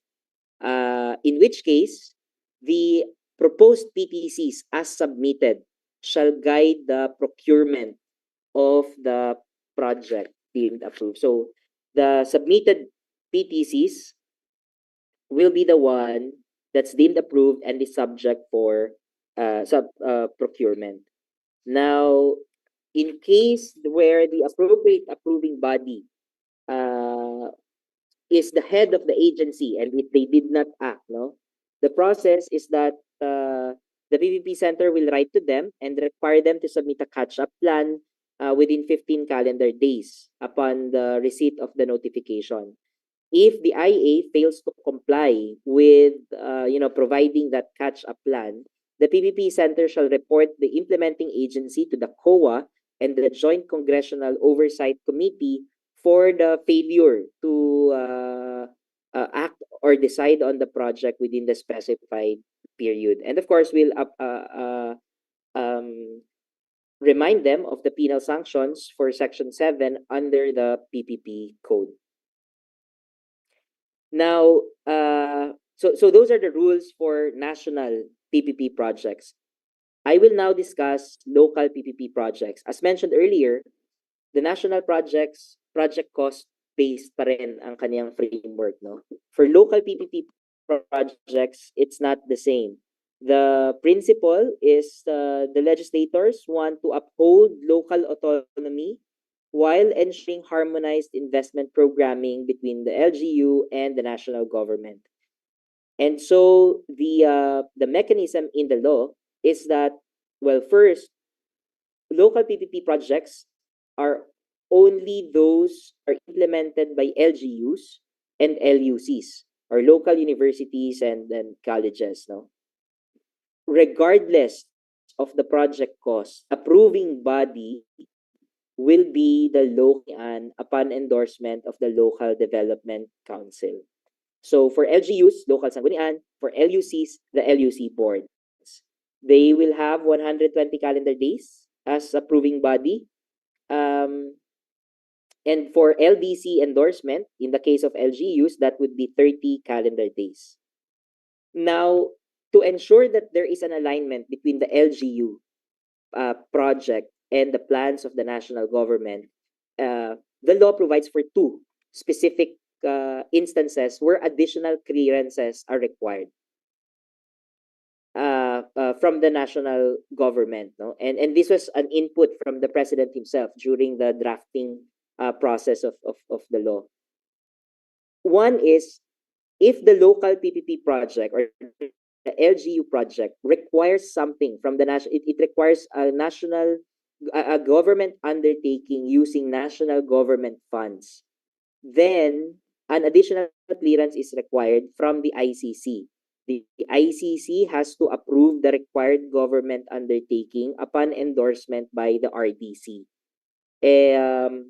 Again, I have to note though that what has to be approved is the requested government undertaking from the national government, not the project itself. If the ICC, the requested GU may still proceed with the project without the requested government undertaking. In this case, the ICC shall have 60 calendar days to approve. BC is required. No, this will be the national government intervention, and they will have 30 days to give their decision on that requested endorsement prior to going to the LDC and the local sanggunian. Now, in case the approving body does not act, similar with the national project, then the proposed PTCs as submitted shall guide the procurement of the project without prejudice to the penal sanctions under Section 32. Okay? So I hope that's clear, no? Regardless of project cost, LGUs will be the ones approving their own PPP projects. Just two exceptions. If there is something that's being required from the national government, and number two, if the project affects the master plans and the list of PPP projects. What we always get is a question on whether the national tax allocation, or what we used to call IRA, is considered a national government undertaking. So for this purpose, it is not. So that means hindi yun magkukos ng pag-akyat sa national government because it is not considered a national government fund or a government undertaking from the national government fund. Okay, now I go to procurement of PPP projects. There will still be a PBAC. We will now all call it PBAC. No, in some LGUs they used to call this the JD Selection Committee. All of these bodies will now be called PBAC. But first, I will start with the National Implementing Agency, and this will apply for both solicited and unsolicited. The head of the implementing agency shall create the PBAC, which shall have the minimum members. No, so it will be the chairperson, which shall be who shall be at least a third-ranking official of the IA, the secretary, which will be the legal officer of the implementing agency, someone who is knowledgeable in finance, someone who is knowledgeable in the management and operation of the PPP project, and then an officer knowledgeable with the technical aspects or requirements of the PPP projects designated on a project-to-project basis.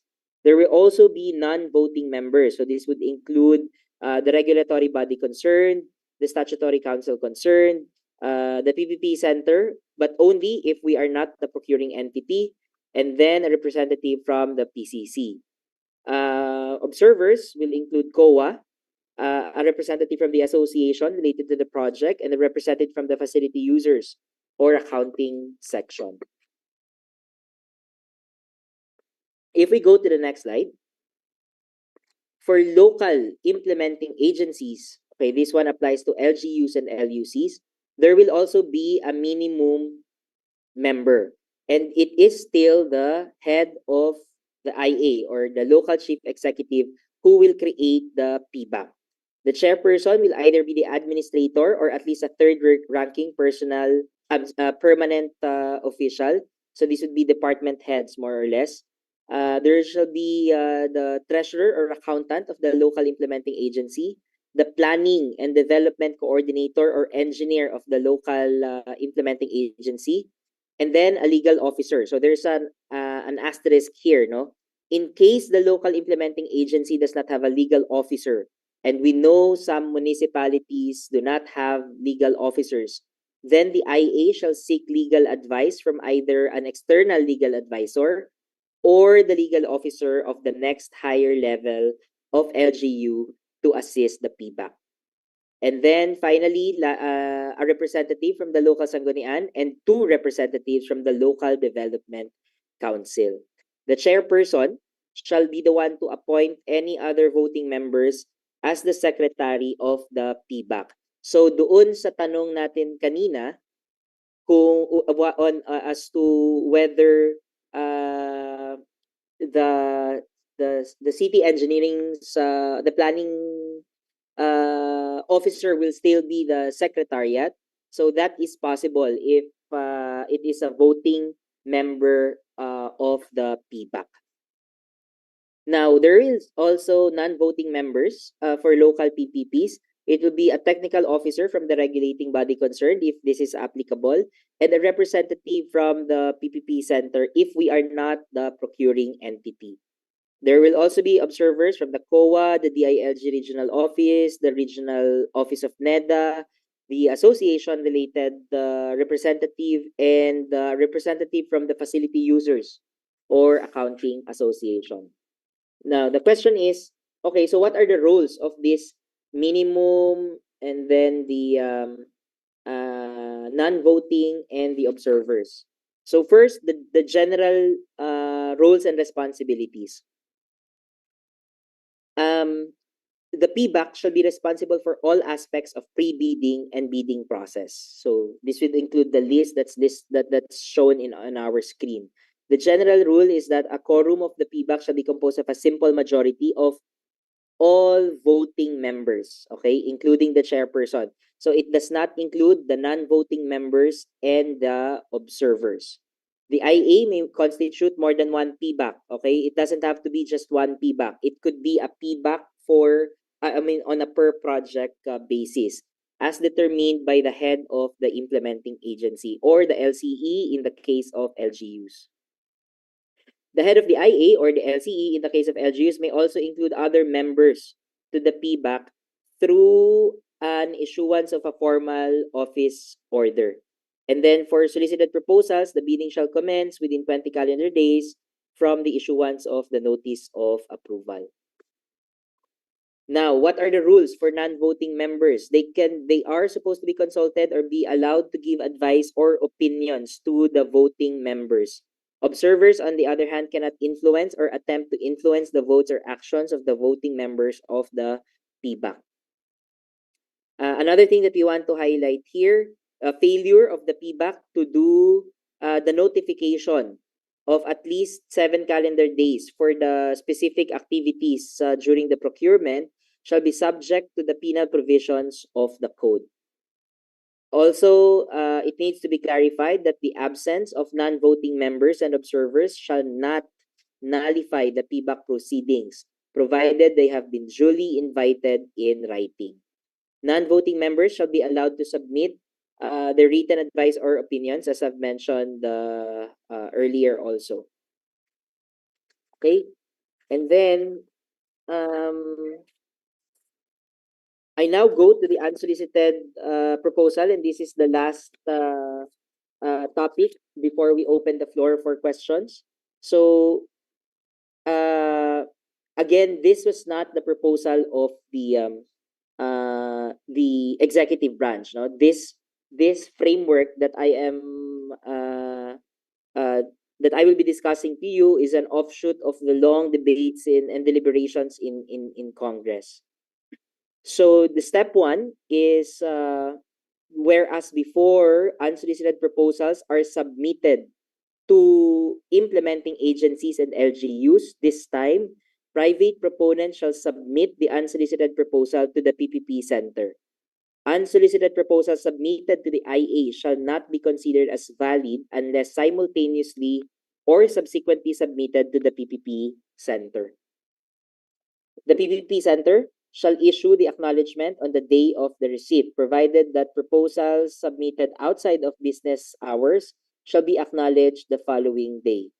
According to the law, the PPP Center shall determine completeness of submission and appropriate approving body within 10 calendar days from receipt. No?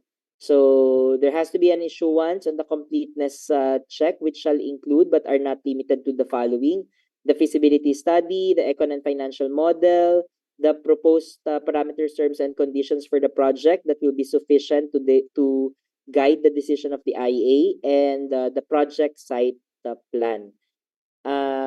Right now, according to the following the interim guidelines, the PPP Center is using for purposes of the completeness check, we're using the existing ICC guidelines as applicable. So the way I described it earlier, so long as it is not inconsistent with the existing law, the existing guidelines is what we're using as basis until the ICC, for instance, or the PPP Governing Board or the appropriate authority will issue, or the PPP Center shall issue the updated list. Okay, so now I go to the next slide. So after the completeness check, no, within 10 calendar days, if incomplete, the PPP Center shall return the proposal to the private proponent. The decision of the PPP Center to return the proposal shall be final and non-applicable. The ones in red, by the way, are proposed IRR provision. All those in black are lifted from the law. So those in red are subject to comments, inputs, suggestions. Now, if complete, the PPP Center shall endorse the proposal to the appropriate implementing agency or LGU, copy furnish the private proponent to serve as an update on their submission. The IA shall then conduct a detailed evaluation within 90 calendar days from endorsement by the PPP Center. If the IA decides to accept the proposal, they shall proceed immediately to negotiation. Dati, 2 beses bumabalik for approval, no, to the approving body if it's unsolicited proposal, before and after negotiation. Under the PPP code, you only go to the approving body after a successful negotiation. The letter of acceptance by the implementing agency shall include the mechanics and the commencement date of the negotiation. If the IA decides to reject the proposal, such shall be returned to the proponent with corresponding justification. If the proposal is deemed approved due to inaction of the IA, the next step is to proceed to the negotiation stage. If the IA fails to act during the negotiation period, such shall be considered a failure of negotiation. Now, another important provision that's proposed to be included in the IRR is the clarification in cases of similar proposals. The law says similar unsolicited proposals may be entertained up to 10 calendar days. No? So the way this will be processed as proposed in the IRR is that similar unsolicited proposals shall also be submitted to the PPP Center for determination of completeness. Similar unsolicited proposals may be received up to 10 days, as I've mentioned, from receipt of the first unsolicited proposals. So if there is a submission on the 11th day from the submission of the first unsold proposal, then the PPP Center will no longer do a completeness check here. It will no longer be entertained, and they will be advised to just wait for the comparative challenge process. But if the submission falls within the 10-day period, then the PPP Center will do a completeness check, and if complete, endorse it to the appropriate implementing agency. And the IA, similar to what I mentioned earlier, they shall conduct detailed evaluation of all complete USPs until the 90th day of the last unsolicited proposal endorsed by the PPP Center. This means if there are multiple submissions, the decision on the very first unsolicited proposal will have to wait up to the 90th day of the last proposal submitted. Now, in case the IA fails to act on multiple similar proposals, the first submitted proposal shall be deemed approved to proceed to the next stage, that is the negotiation, without prejudice to the provisions under the penal clause of the law.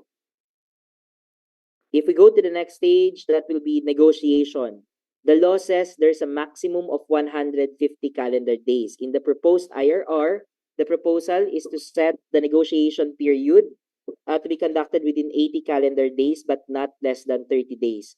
It may be extended by the implementing agency, but only up to 150 calendar days. There shall also be a negotiation committee, which shall include a legal officer, finance, technical, and a team lead. designated by the head of the implementing agency. A detailed guidelines will be issued by the PPP Governing Board on the conduct of negotiations. In the meantime, there is already a PPP Governing Board issuance on the negotiation process. Now, if the negotiated PTCs and complete set of requirements shall be submitted to the approving body for approval within 30 calendar days from end of negotiation.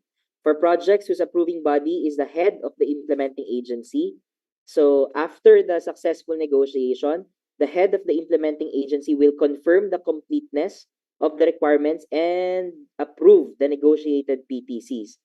Only then shall the head of the implementing agencies shall grant the original proponent status. The IA shall provide the PPP Center with a complete set of requirements for monitoring purposes. Now, as to the OPS expiration, the OPS shall automatically expire or become invalid after 1 year from the grant of the implementing agency. Note, though, that the reckoning period will be after a successful negotiation. Once expired, the IA shall write a letter to the private proponent regarding the expiration of OPS, but it will not be a prerequisite before the OPS shall be deemed invalid or expired. So yes, what we need to clarify though is, and this was mentioned in the interim guidelines, all OPS issued prior to December 23, 2024 will remain valid unless revoked by the implementing agency. They will also not have an expiration period. So only those OPS issued after December on or after December 23 ang merong expiration period. Now, in the next slide, the invitation for comparative proposal shall be published within 7 calendar days upon approval. And then there's a period to right to match for 30 calendar days, no? The procurement period shall, the comparative challenge period shall not be less than 90 days and shall not exceed 1 year. And then there is a proposed provision in the IRR to clarify that while the implementing agency or the approving body may negotiate, or the implementing agency may negotiate, or the approving body may set a predetermined rate of return in the case of unsolicited proposals. And this is not the RROR being defined, no? This is just clarifying that the negotiated parameters, terms, and conditions, depending on the negotiation of the parties, can include these types of mechanisms. So probably a revenue share or a graduated share in case a target revenue or net revenue has been achieved. Now, the ICC guidelines shall indicate how to operationalize item 2, no? In terms of the approving body requiring this as part of the PTCs it will approve. And then finally, before I open the floor, there is a reimbursement of development cost. Before, in the old rules, if there is a PPP project that is an unsolicited proposal that is subject of a priority list, no, of a priority of a government, there is a requirement for a new concept or technology that is no longer applicable. That provision has been deleted already. Even projects in the priority list may be a subject of the an unsolicited proposal, provided that the development cost incurred by the government for the last 3 years is reimbursed. That's what the law is saying, and that the reimbursement will not exceed 6% of the project cost, excluding the cost of row. Now, how do we determine this amount? Recall that the required information in the consolidated plans and list of PPP projects includes the last 3 years cost of development, at any point in time, no? So the intention is for the agency to disclose how much that documented development cost, the running development cost is at any given time. So it is more predictable. Now, the question is who will pay or reimburse this? The timing of the reimbursement will be after the procurement, no? Once the winning bidder has been determined, and it will be reimbursed by whoever is the winning bidder. So it will either be the original proponent if it exercises its right to match, or the challenger if the original proponent does not exercise its right to match. At this point, we now open the floor for questions. Thank you very much, Jeff. To our participants, may we have a like reaction to know if you're still awake? Okay. So for the next round of our open forum, here are the questions, Jeff.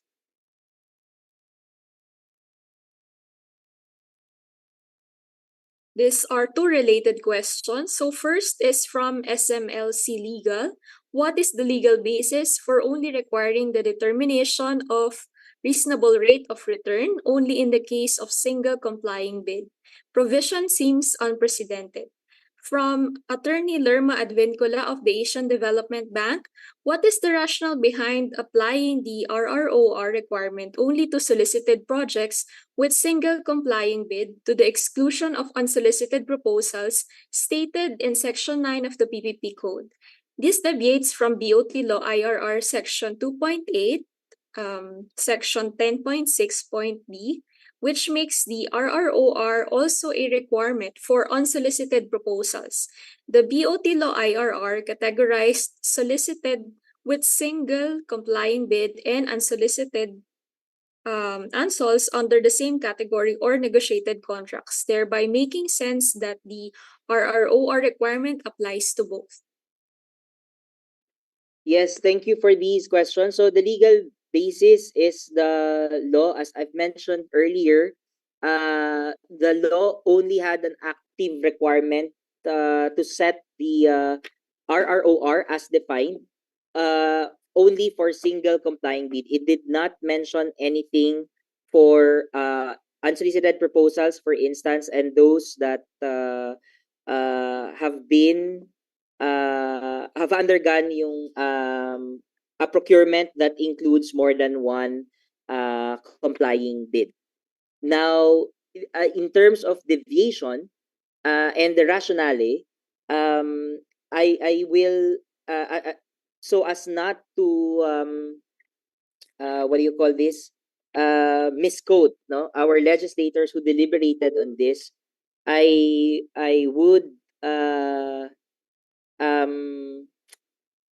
suggest everyone to visit the explanation of Congressman Joey Salceda in one of his speeches in the Philippine Infrastructure Summit, where he explained his position on this reasonable rate of return provision. But in essence, it has something to do with protection of public interest and making or increasing competition in the or mimicking competition in the process.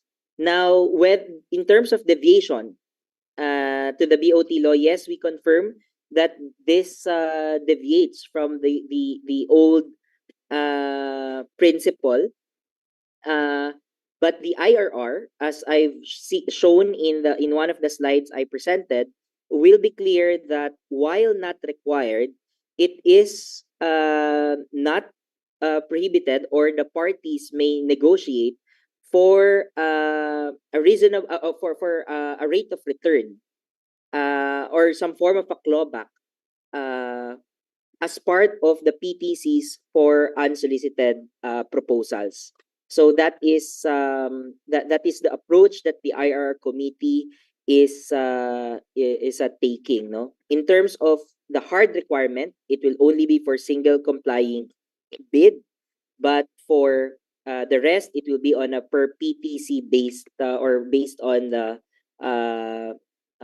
negotiations of the parties. Thank you very much, Jeff. For our next question, this is from LGU. I think this is General Santos City. Ms. Maria Crisel Zapata Herrera, what is the extent of the authority of the approving body upon submission of the negotiated contract or parameters, terms, and conditions? If the approving body is the local sanggunian, can it alter or modify the negotiated contract PTCs agreed upon by the relevant committee and the private proponent? Yeah, thank you for this question. So the law did not provide for any prohibition. So the power was given to the appropriate approving body to approve those negotiated PTCs. So we'll take this as an input, no, for discussion by the IRR committee on whether certain parameters may be included in the IRR to sort of clarify the extent of the authority of the approving body. Thank you, Jeff. Next question. This is from the Department of Health, Special Concerns and PPP Cluster. If in case a JV proposal is submitted to a national government agency, are we allowed to undertake such proposal from the private sector? Yeah, if by are we allowed to undertake such proposal means are we allowed to process the unsolicited proposal? The answer is no. The law is clear that all unsolicited proposals, so whether that be a JV or any other form of PPP, so any PPP unsolicited proposal will be submitted to the PPP center. So it will not be valid, no, unless declared complete by the PPP center, or at least that's how the IRR committee is framing the draft IRR. For the next question, this is from UP, Sir Francis Baclay. In a scenario where negotiations were already underway at the time of the law's effectivity, when should the 150-day period commence? Additionally, how should the negotiation process be handled if the duration of the ongoing negotiations has exceeded 150 days by the time the law came into effect? Yeah, so for the second question, I let me just check. We're just checking the interim guidelines because it provides for rules. Maybe I can answer another question first. I'll get back to you on this one. The team is just looking at the interim guidelines, which covers this particular scenario. Okay, for the next question. Yes, Jeff. This is from Pavi. Mr. or Miss Constantine Doncila, kindly confirm the extent of a government undertaking in the form of right-of-way that is not considered as financial government undertaking. Yeah, in the current draft IRR, this provision it only pertains to the determination of whether or not one of the 5 criteria will be hit, no? In which case, the approving body will be the ICC. So, but it is not what do you call this? It will not cover any other section in the law. It's plainly for purposes of determining whether the 5 criteria are met. So that's how the current draft is. Next question. This is from Jules Howe of Philippine Space Agency. Given that the new PPP code shall now cover contractual arrangements such as joint venture agreements, would the IRR provide new guidance or definition on which types of For example, GFI, GOCCs, etc., of public sector agencies can enter into it? Okay, and the new PPP code actually provides the authority. Part of the feature of the new code is providing authority for government entities to enter into PPPs. Whereas before, there is a provision there that states only those that have been allowed by their respective mandates and charters to enter into PPPs could enter into a PPP contractual arrangement. This new law allows any government entity, no, as listed in the code, to enter into PPP contracts. So this is already the legal basis allowing them to enter into PPP arrangements, so long as they will follow the processes and the rules under this code. I hope that provides a bit of clarity. Thank you, DD Jeff. Next question. This is from LGU Guagua, Pampanga, from Mr. Mark Fernando, regarding the PBAC minimum members, 2 representatives of local development councils. Is it required that the representatives of NGOs are NGOs or CSOs? For clarification, the representatives from the local development councils refer to the accredited civil society organizations who has seats in the City Municipality Development Council? And can the private sector representatives or CSOs allowed to observe or become non-voting members in the procurement of PPP projects? Yes, thank you for this. We are taking this as inputs. To be perfectly candid, the slides we've shown earlier are the only policy discussions that have been discussed so far. So these qualifiers are to be taken as inputs, so that we could further thresh it out in the when we release the full text of the IRR. So I have no answer at the moment. The language that we've shown on the slides earlier are the only text that we have in the draft that we're working on. So we take this as we need to further clarify and provide the guidance. Thank you. Our next question. This is from SPCMB, Ms. Jennifer Ong. Prior to the issuance of the IRR, can the procurement process of pending PPP projects still be implemented by the current PPP selection committee or analogous body, or does the implementing agency have to constitute a PBAC? What shall be the composition of the PBAC, considering that it is not stated in the PPP code? Okay.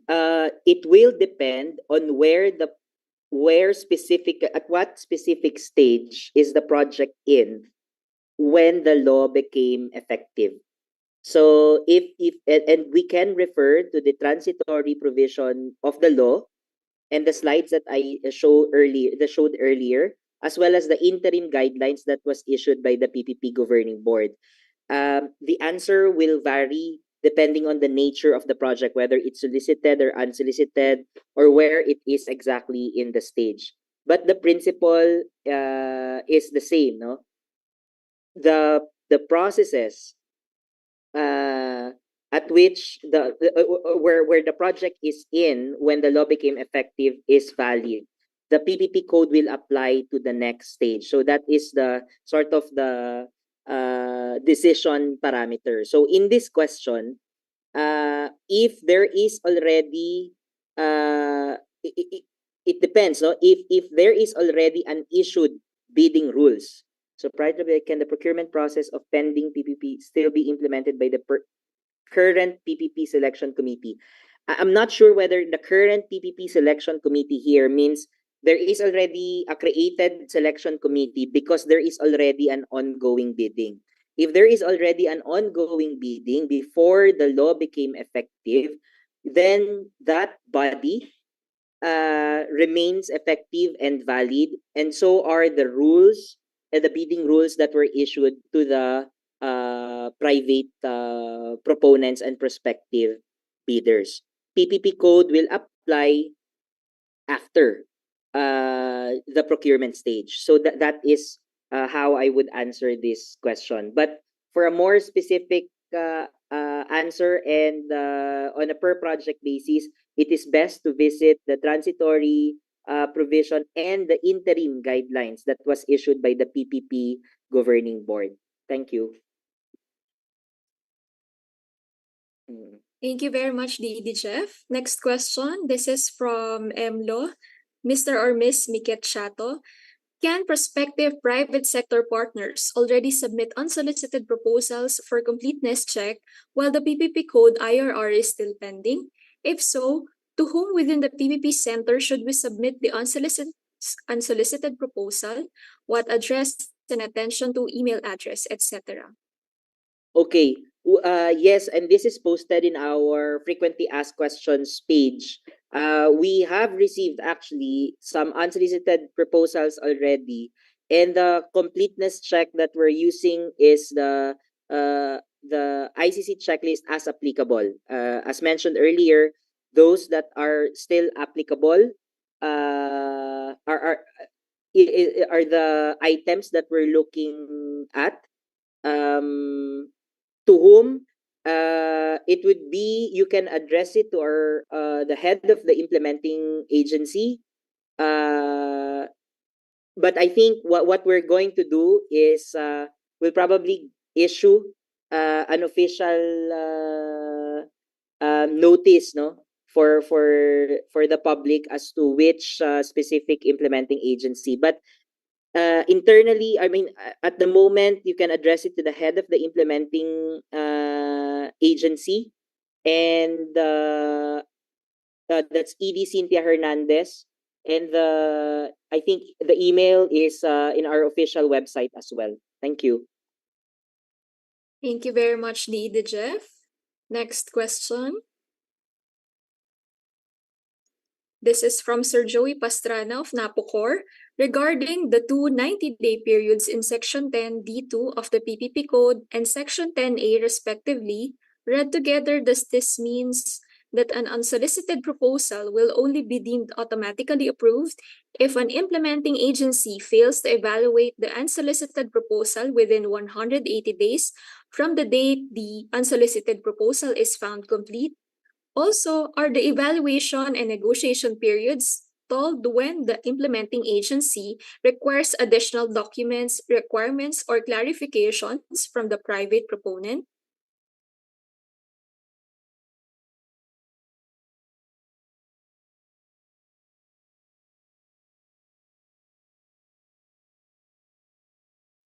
Hello? Yeah, sorry about that. So, yes, there are two 90-day period. The first one is for the time for them to do a detailed evaluation, and the second one is if they don't act, no? So yes, it will only be deemed automatically approved after the 180 days from the date the USP is found to be complete.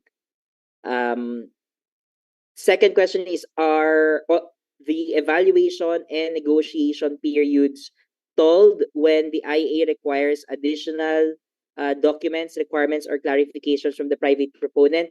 Currently, the draft does not include any such mechanism, so we'll take this as an input. We've heard this suggestion also from other stakeholders. We'll definitely tackle this with the IRR committee. Next question, Jeff. This is from Sir Francis Baclay.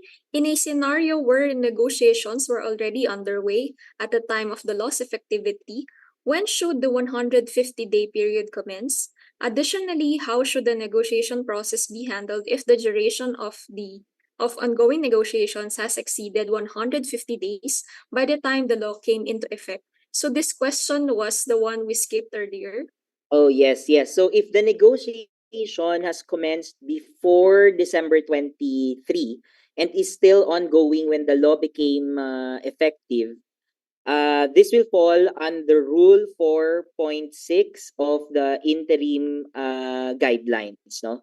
During the deliberations, it was agreed that the 150-day period will be refreshed on December 23. Thus, the 150-day period will start on December 23 when the law became effective. For the second question, if the negotiation period has already lapsed before December 23, there's a separate rule that applies. No, if the negotiation is successful, they will have to proceed to the approval process under the PPP code, because that is the next stage before so I'm sorry. That is the next stage after the negotiation period. Therefore, the rules under the PPP code will now apply. Now, if there is a failure of negotiation, the original proponent status, if it has been granted already, may be revoked, because there's already failure of if no OPS, but if there is no OPS yet, then the project shall be returned to the proponent. So again, I'd like to caveat my answer to very project specific questions to look at the issuances that the PPP-GB has issued, because there may be specific considerations on a per project basis. As I've mentioned earlier, there are different rules for those that are implemented under solicited BOT and non-BOT law solicited PPP projects. So that's the caveat that I will have to put there. Thank you.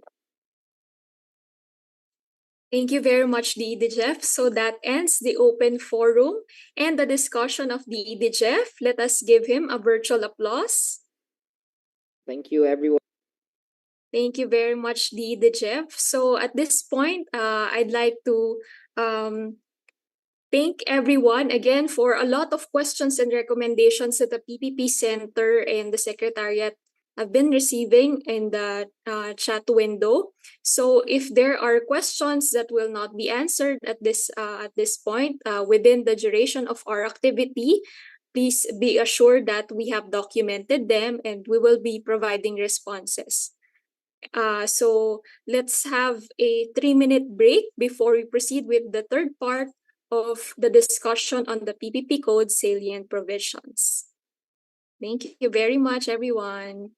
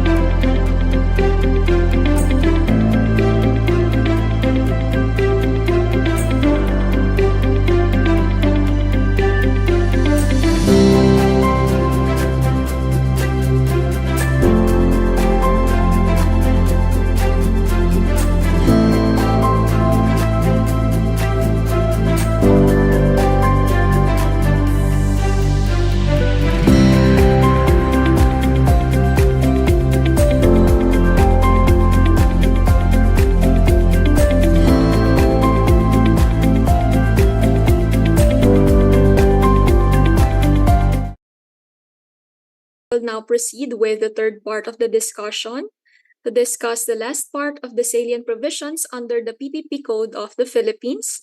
Folks, help me welcome the Director of Policy Formulation, Project Evaluation and Monitoring Service of the PPP Center, Attorney Phoebe Bell A. Ramos Lacuna.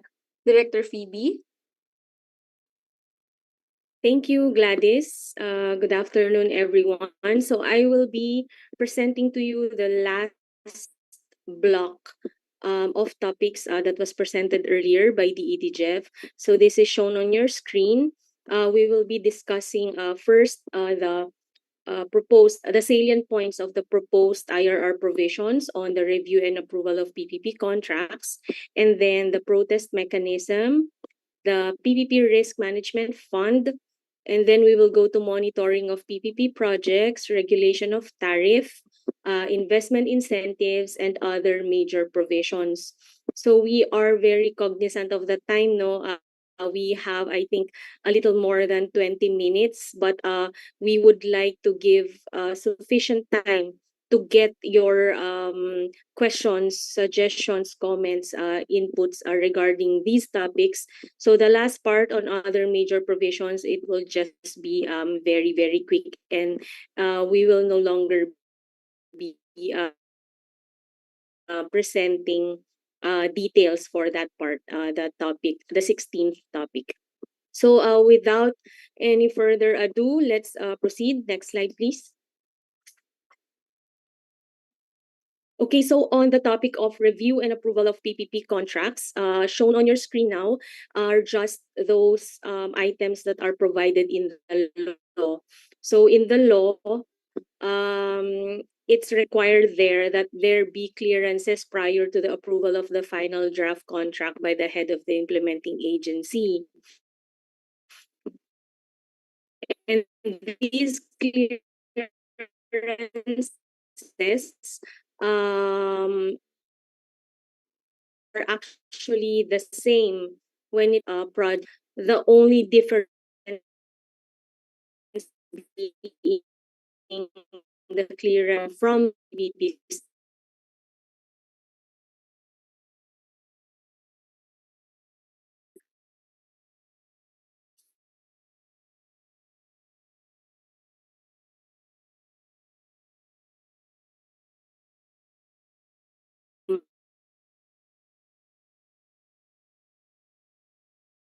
for compliance from the PPP Center.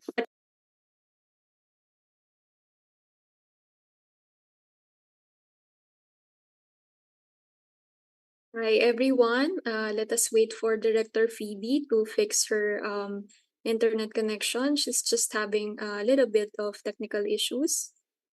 So may we invite again everyone to post your comments and suggestions in our chat window.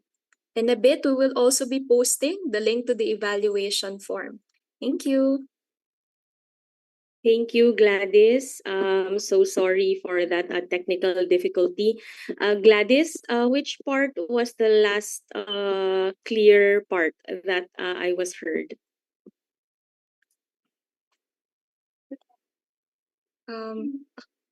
We're not sure, Director Phoebe, because there are a lot of Yeah. instances that Yes, okay. So maybe I will just turn off na lang my video so that my audio will not break up. Let's try that, okay? Sige, I will start na lang ulit. How about now? Naka-off na yung video ko. yes, Director Phoebe, it's now okay. Better. Okay, all right.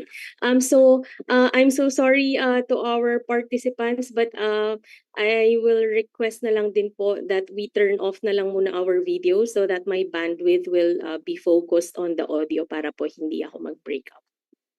Okay, so let's go back to my the first slide of my presentation earlier. So this is on the topic of the review and approval of PPP contracts. So on your screen now, this is the requirement as provided in the law. In the law, There are required clearances prior to the approval of the final draft contract by the head of the implementing agency. And this applies to both national and local projects. Clearances are required for both national and local projects from the Statutory Council for Compliance with Applicable Laws, Rules, and Regulations, and from the DOF for national government undertakings. The only difference in the required clearances between national and local projects is that for national projects, clearance from the PPP Center is also required. And this clearance is regarding compliance of the final draft contract with the approved PTCs. Now, what we also would like to emphasize regarding the review and approval of PPP contracts as provided in the law is that if the executed PPP contract has provisions that are not aligned with the approved PTCs and are found to be grossly disadvantageous to the government, the law says that the contract shall be null and void, and this finding of null and void is without prejudice to the provisions under Section 32 of the law. This Section 32 is that provision that deals with administrative, civil, and penal sanctions for violations of the provisions in the PPP code. Now, let's proceed lang to the next slide. Next slide naman is the proposed IRR provisions on the review and approval of PPP contracts. Paano po ba gagawin, i-operationalize yung review of the draft PPP contract? So, as shown on your screen, the first step that is being proposed to be written in the IRR is that the draft contract will be released to bidders, will also be sent to the reviewing bodies for comments within 7 calendar days from the issuance to the bidders. And then after that, the reviewing bodies will have 20 calendar days to review and provide their comments. And after the reviewing bodies have provided their comments, the implementing agency will consider the initial comments of the reviewing bodies as well as the feedback of the prospective bidders. The implementing agency will consider all these in drafting yung final draft PPP contract. And then, once done, the implementing agency will then submit the final draft contract to the reviewing bodies for final review. And this will be done 30 calendar days before the bid submission.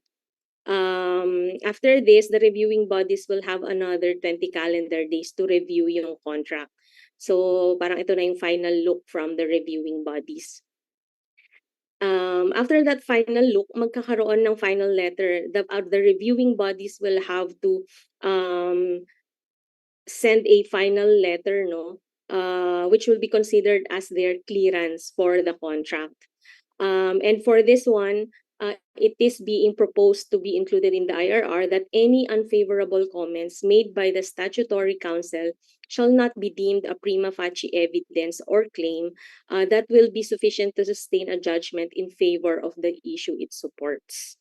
And then, after maibigay itong final letter na ito, the head of the implementing agency shall approve the final draft PPP contract to be released to bidders. And this release to bidders shall be 5 calendar days before bid submission.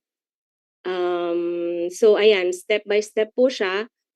Basically, the draft contract will undergo parang 2 rounds of review by the reviewing bodies. But as you can see, yung second round of review is something where it is expected already na yung draft contract na binigay sa kanila for the second round of review already incorporates yung mga naunang comments that the reviewing bodies have given the implementing agency, as well as the comments from the prospective bidders.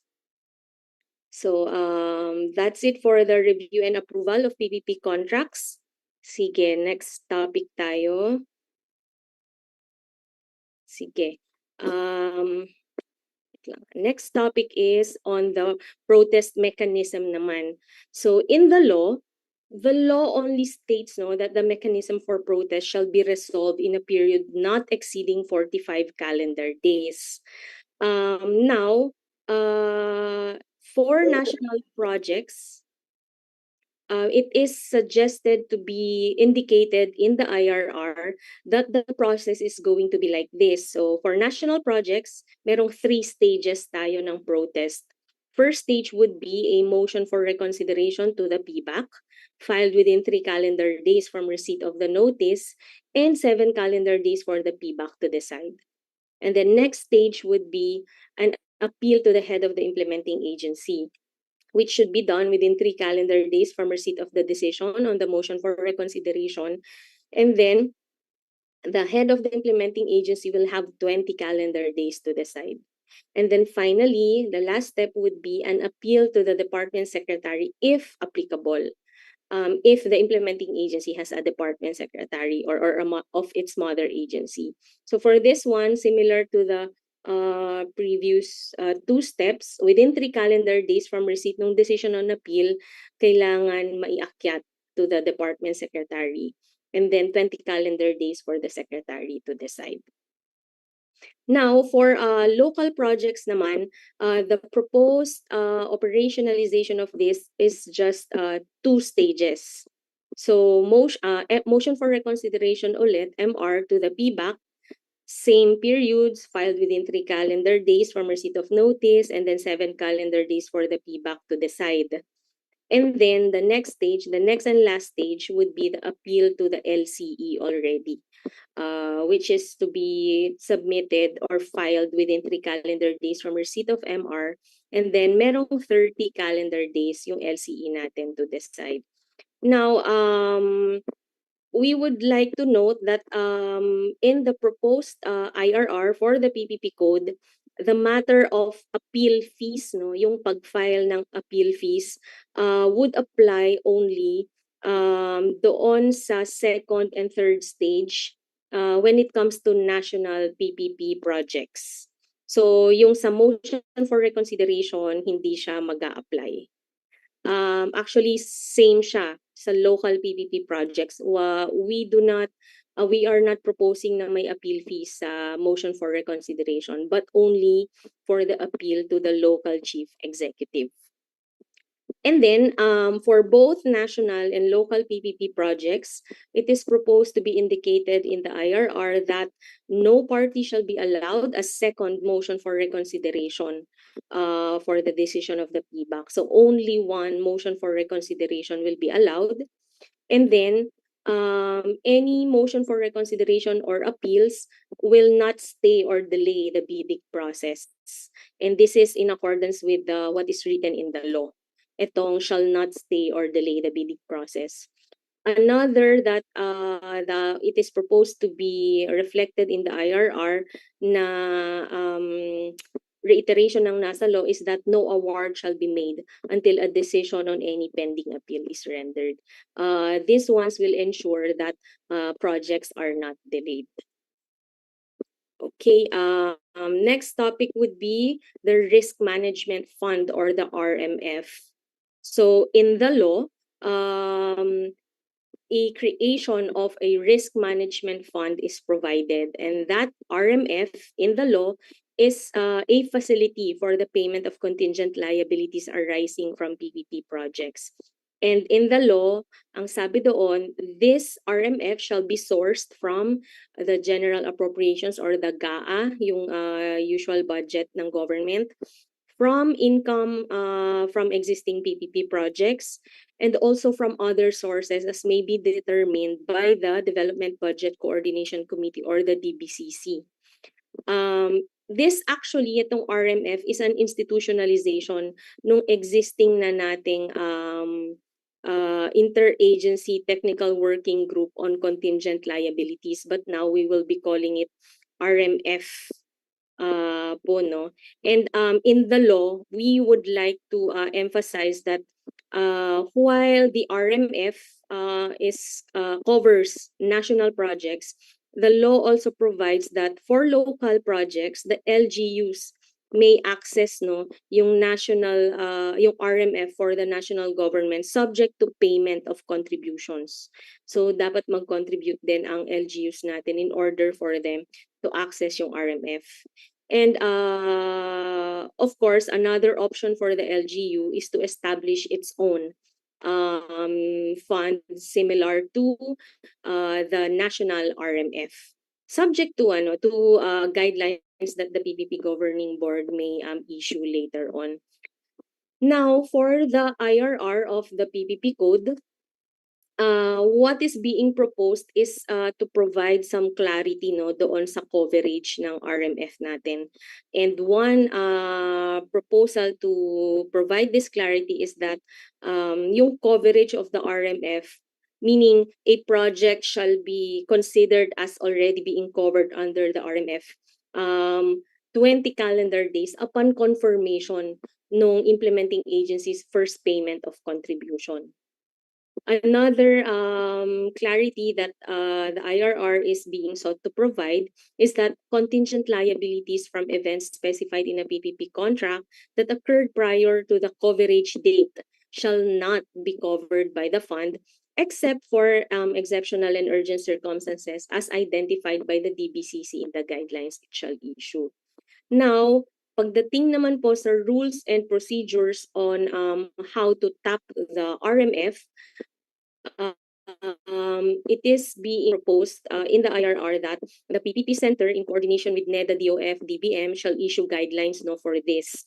And itong guidelines na ito will cover opening ng fund, yung procedures for the application, evaluation, and approval, as well as yung payment of contribution and release of funds. It is also being proposed that actually the RMF will be required for all implementing agencies that will be entering into PPP projects, but these implementing agencies will not be precluded from using other source of payments for their contingent liabilities. It's just that they will be required to tap the RMF basta't merong PPP project that they will be entering into. But with a caveat that itong pag-utilize ng ibang source of payments will have to be subject to approval of the approving body. And another clarity that the IRR is being sought to provide is that for existing contracts meaning meron ng napirmahan na PPP contract by the time the PPP code became effective and the implementing agency of that existing project wishes to tap the RMF, then the implementing agency will inform the DBCC in writing that it intends to pay contribution to the RMF in order for its project to be eligible for coverage under the fund. Okay, next slide po tayo. This time on the topic of monitoring of PPP projects. So monitoring of PPP projects, even in the old rules, in the old law, this is also already present, no? And this monitoring of PPP projects is carried over to the new law, to the PPP Code of the Philippines. But this time around, there are improvements or best practices, lessons learned that we have gained through the years when it comes to monitoring PPP projects. And the PPP code recognizes this and gives the authority to issue the guidelines on monitoring PPP projects to the PPP Governing Board. So as you can see on your screens, as provided in Section 16 of the law, the PPP Governing Board shall set the framework for monitoring.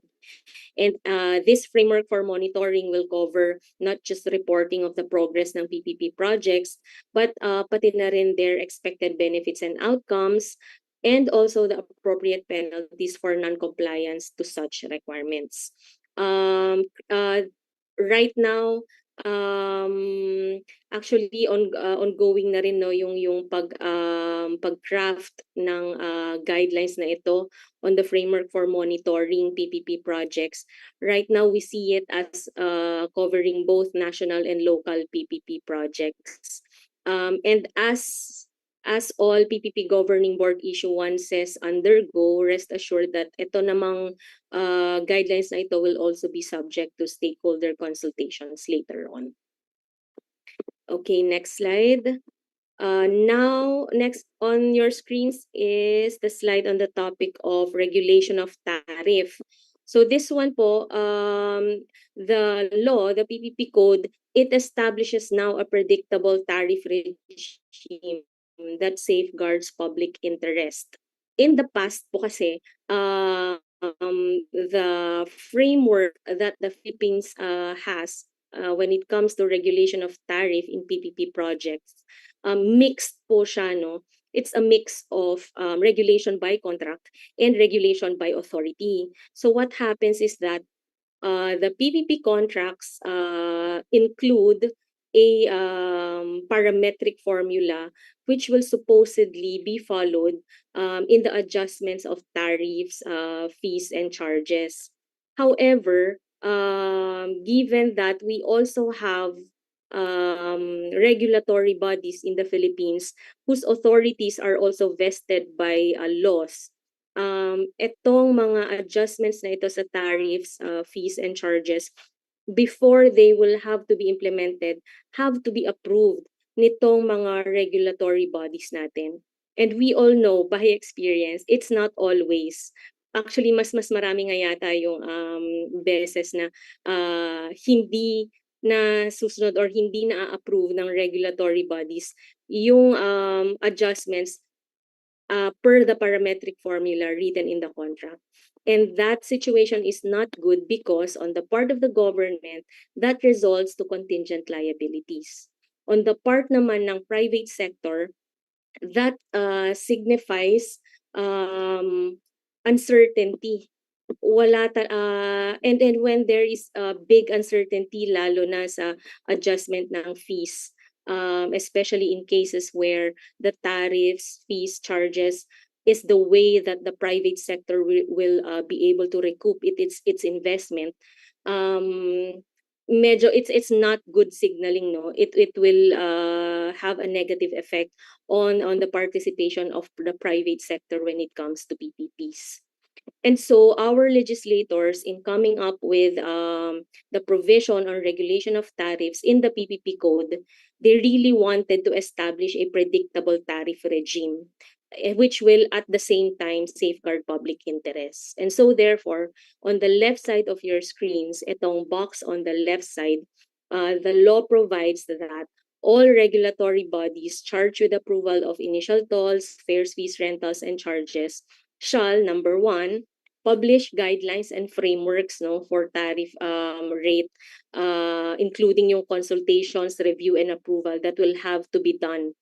And itong publication ng guidelines and frameworks ng regulatory bodies should be done within 180 calendar days after the effectivity of the IRR. It is also stated there that itong guidelines and frameworks na ito should have provisions mandating the regulatory approvals to be made prior to the approval of a PPP contract. This one, the legislators inserted this or added this in the law because that will ensure that whatever is agreed upon, no, whatever is approved during the approval of the project is pursuant to the guidelines and frameworks na ginawa ng regulatory bodies. And those guidelines and frameworks having been issued by the regulatory bodies themselves, they will have to then respect or they will have to uphold yung mga guidelines and frameworks na iyon later on kapag magpapa-approve na ng adjustments sa tariffs, fees, and charges.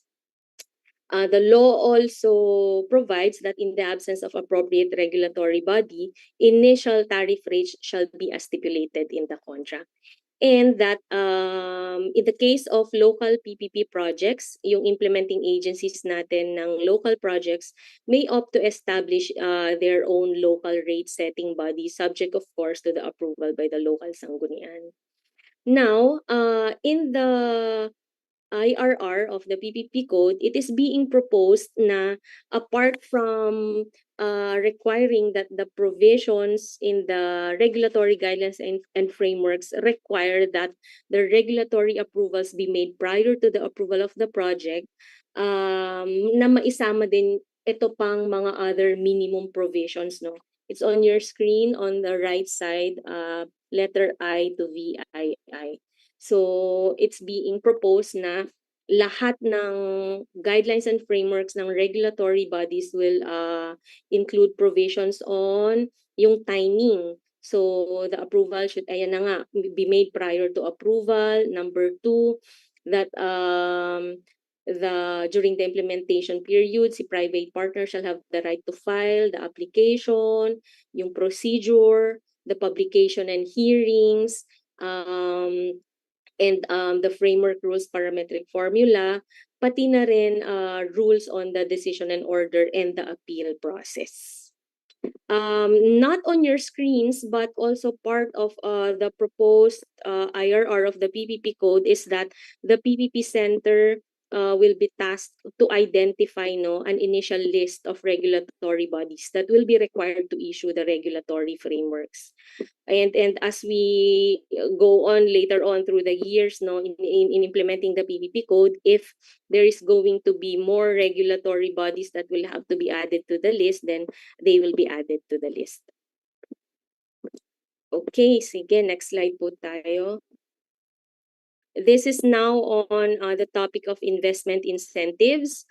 So for this one, in the proposed IRR of the PPP code, kung makita niyo po sa screens, merong mga in red, merong mga in black. The black fonts are those na naka-provide na sa law. So in the law, it says that the application for incentive shall be disclosed and included dun sa models and na submitted to the appropriate approving body. But for the IRR, it is being proposed na maisulat din pati ito numbers 1, 2, 4, 5. So number 1, that projects be listed in the SIPP and shall be entitled to applicable incentives. Number 2, that the registration and grant of incentives to the PPP projects shall be pursuant to existing laws, rules, and regulations, provided that only income generated from the operation of a registered PPP projects through the delivery of public service shall be entitled to fiscal incentives. And then number 4, that the incentive shall be considered in the rates or tariffs approved by the regulatory agency concerned. And lastly, yung mga registered business enterprises natin whose projects are granted with any exemption or special rates pagdating sa taxes shall report to the PPP Center in writing the details of the incentives for every taxable year. Okay, I just noticed lumampas na tayo sa oras, but I think this is the last slide na.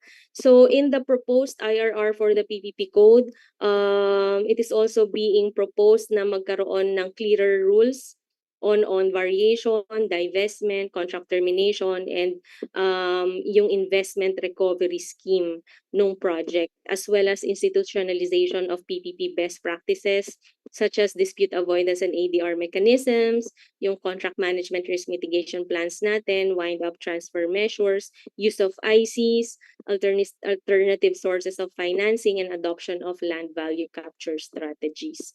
And lastly, stricter measures to protect public interest will also be covered in the IRR. And this include mandatory disclosure of tender docs and contracts, prohibition on the issuance of TROs and injunctions, preferential use of Filipino labor, and as I mentioned kanina, yung administrative, civil, and penal sanctions.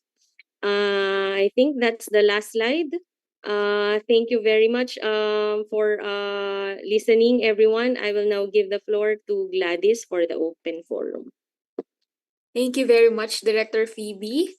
To our participants, let us give Director Phoebe a virtual applause. So we'll now proceed with the open forum. This is the last round of our open forum for this session. For the first question, we have from Mr. Neil Pangan of Prime Water. For joint venture agreements for purely commercial reasons, which set of rules will govern. This is considering that implementing agencies seem to no longer be allowed to formulate their own PPP guidelines. Okay, thank you for that, Gladys. So for this one, since it's for purely commercial reasons, no, so it's now outside the coverage of the PPP code, and of course will also be outside the coverage of the IRR. Sir Neil Pangan, no, for this one, we will have siguro to check na lang po with our legal muna, because then itong joint ventures na ito are no longer PPPs. So, subject to a more accurate answer po later, no? Since anyway, I have a legal background also. This one po, since it's going to be, I don't know, maybe private to private or private to government, pero walang public interest aspect, then other applicable laws, rules, and regulations will apply. What those other applicable laws, rules, and regulations are, that one po hindi ko po ma-provide sa inyo today. Sorry for that. But we can look at it and we'll provide you the answer later. For our next question, Director Phoebe, this is from Mr. Miguel Lozano of MegaWide. Regarding unsolicited proposals, the original proponent's status, understanding that the PPP code, which states that granted OPS shall only be valid for 1 year, are there any instances in which the granted OPS be revoked within the specified period? If yes, will this be covered in the IRR?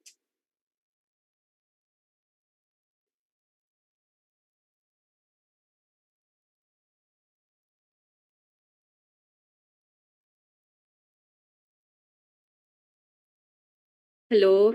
Yes, the answer to this, wait lang, understanding that yes, there are instances in which yung OPS will be revoked within the specified periods. And yes, the IRR will provide for grounds of this revocation. The next question is the last question, Director Phoebe. This is from Sir Francis Baclay of UP. Can the PPP Center issue more detailed guidelines, possibly including additional examples for the requirement of economic and financial modeling? This request stems from the observation that the existing framework, similar to the one coming from the ADB, appears overly stringent for simpler projects. For this one, thank you for that question, Sir Francis Baclay. When it comes to on the requirements of the economic and financial models, the ICC will come up also with guidelines. And we expect na itong guidelines na ito will provide details that will guide yung implementing agencies po natin, pati na rin yung mga interested private sector natin on what these economic and financial models should include. But of course, this question, since the ICC is a separate body, we will be raising, of course, itong questions na ito as an input from the stakeholders, and we will raise this to the IRR committee. But rest assured that right now ang talagang overarching principle naman po na we have is of doing business. So we will have that in mind in raising this question to the IRR committee.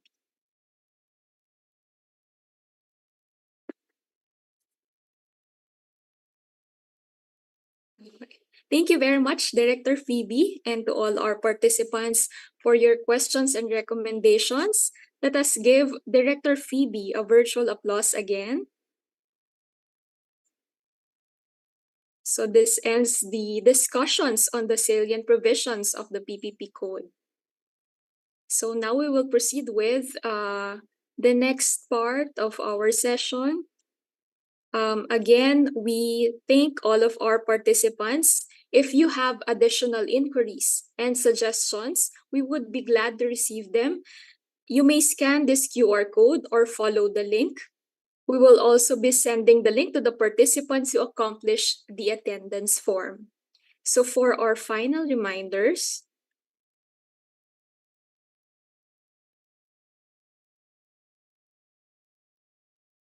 we would like to reiterate to the participants that the presentation materials provided today will be shared to the attendees through their registered email addresses in the attendance form. Please do not post in social media the presentation materials. The only shareable materials are those uploaded in the PPP Center's website. Please also accomplish the evaluation form. The digital certificates of attendance will be provided to all the participants who accomplished both the attendance and evaluation forms. Note that the evaluation form is only limited to one response per participant, and it will be accessible until 11:55 p.m. on February 1, 2024. So to formally close our session, may we call on the Director of the PPP Center's Capacity Building and Knowledge Management Service, Director Feroisa Francisca T. Concordia, to deliver her closing remarks. Thank you very much, Gladys. Can you hear me clearly? Yes, ma'am. Okay. So, of course, on behalf of the PPP Code IRR Committee and the PPP Center, I would like to extend our sincerest gratitude to the representatives from our various implementing agencies. We have about 400 participants. And of course, our private sector partners who really took the time out of their busy schedules to join us in this briefing on the PPP Code and the consultation for the IRR. We are pleased that this activity was well attended. I mentioned earlier we have about 400. And this is part of the ongoing information dissemination and stakeholder consultation of the IRR committee with various groups in the government and the private sector. Your participation today is really a testament to the willingness of all relevant stakeholders to be part of this milestone legislation in the Philippine PPP program. The success of the PPP code, which was passed last year, lies in the well-crafted IRR. We look forward to this when we release the IRR in March of this year. Hence, be assured that the inputs you will provide and you have provided will be thoroughly considered by the IRR team.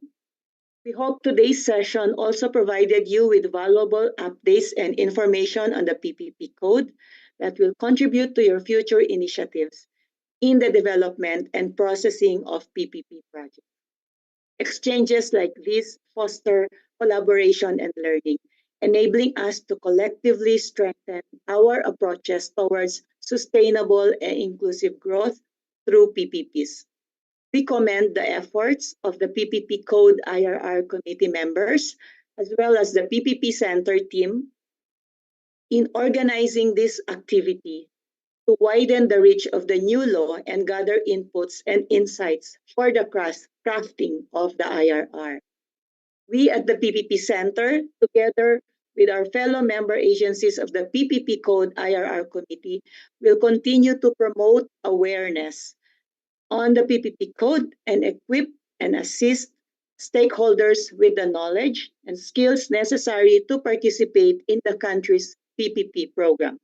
Once again, we extend our wholehearted appreciation for your interest, active participation, and valuable contribution in this endeavor. It is also our hope that this information session was informative to all of you attending this session.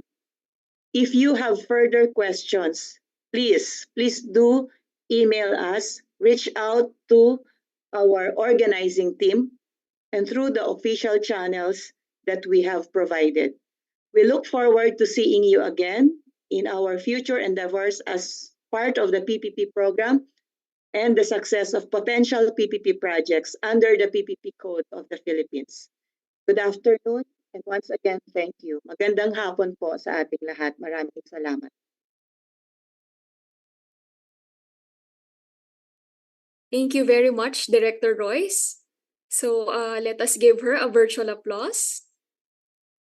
Lastly, I would like to clarify that all of the inputs, comments, and suggestions that are submitted to the IRR committee and the secretariat will be documented and consolidated. But it will be thoroughly reviewed and will be considered in the drafting of the IRR. So this is for consideration of the IRR committee and the secretariat. And we also would like to invite everyone to visit the PPP Center's official website. You will find the frequently asked questions part. You can visit that and click that link.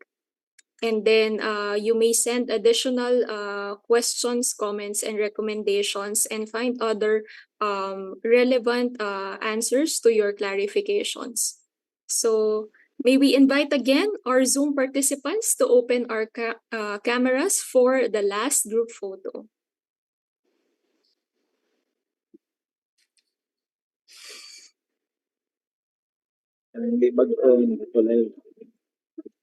Okay.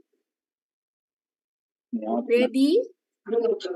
Please give us your sweetest smiles. Ready? 1, 2, 3. One more. Okay. 1, 2, 3. Last two. 1, 2, 3. Okay. Thank you very much again to our participants and have a pleasant afternoon. Thank you, everyone. Bye.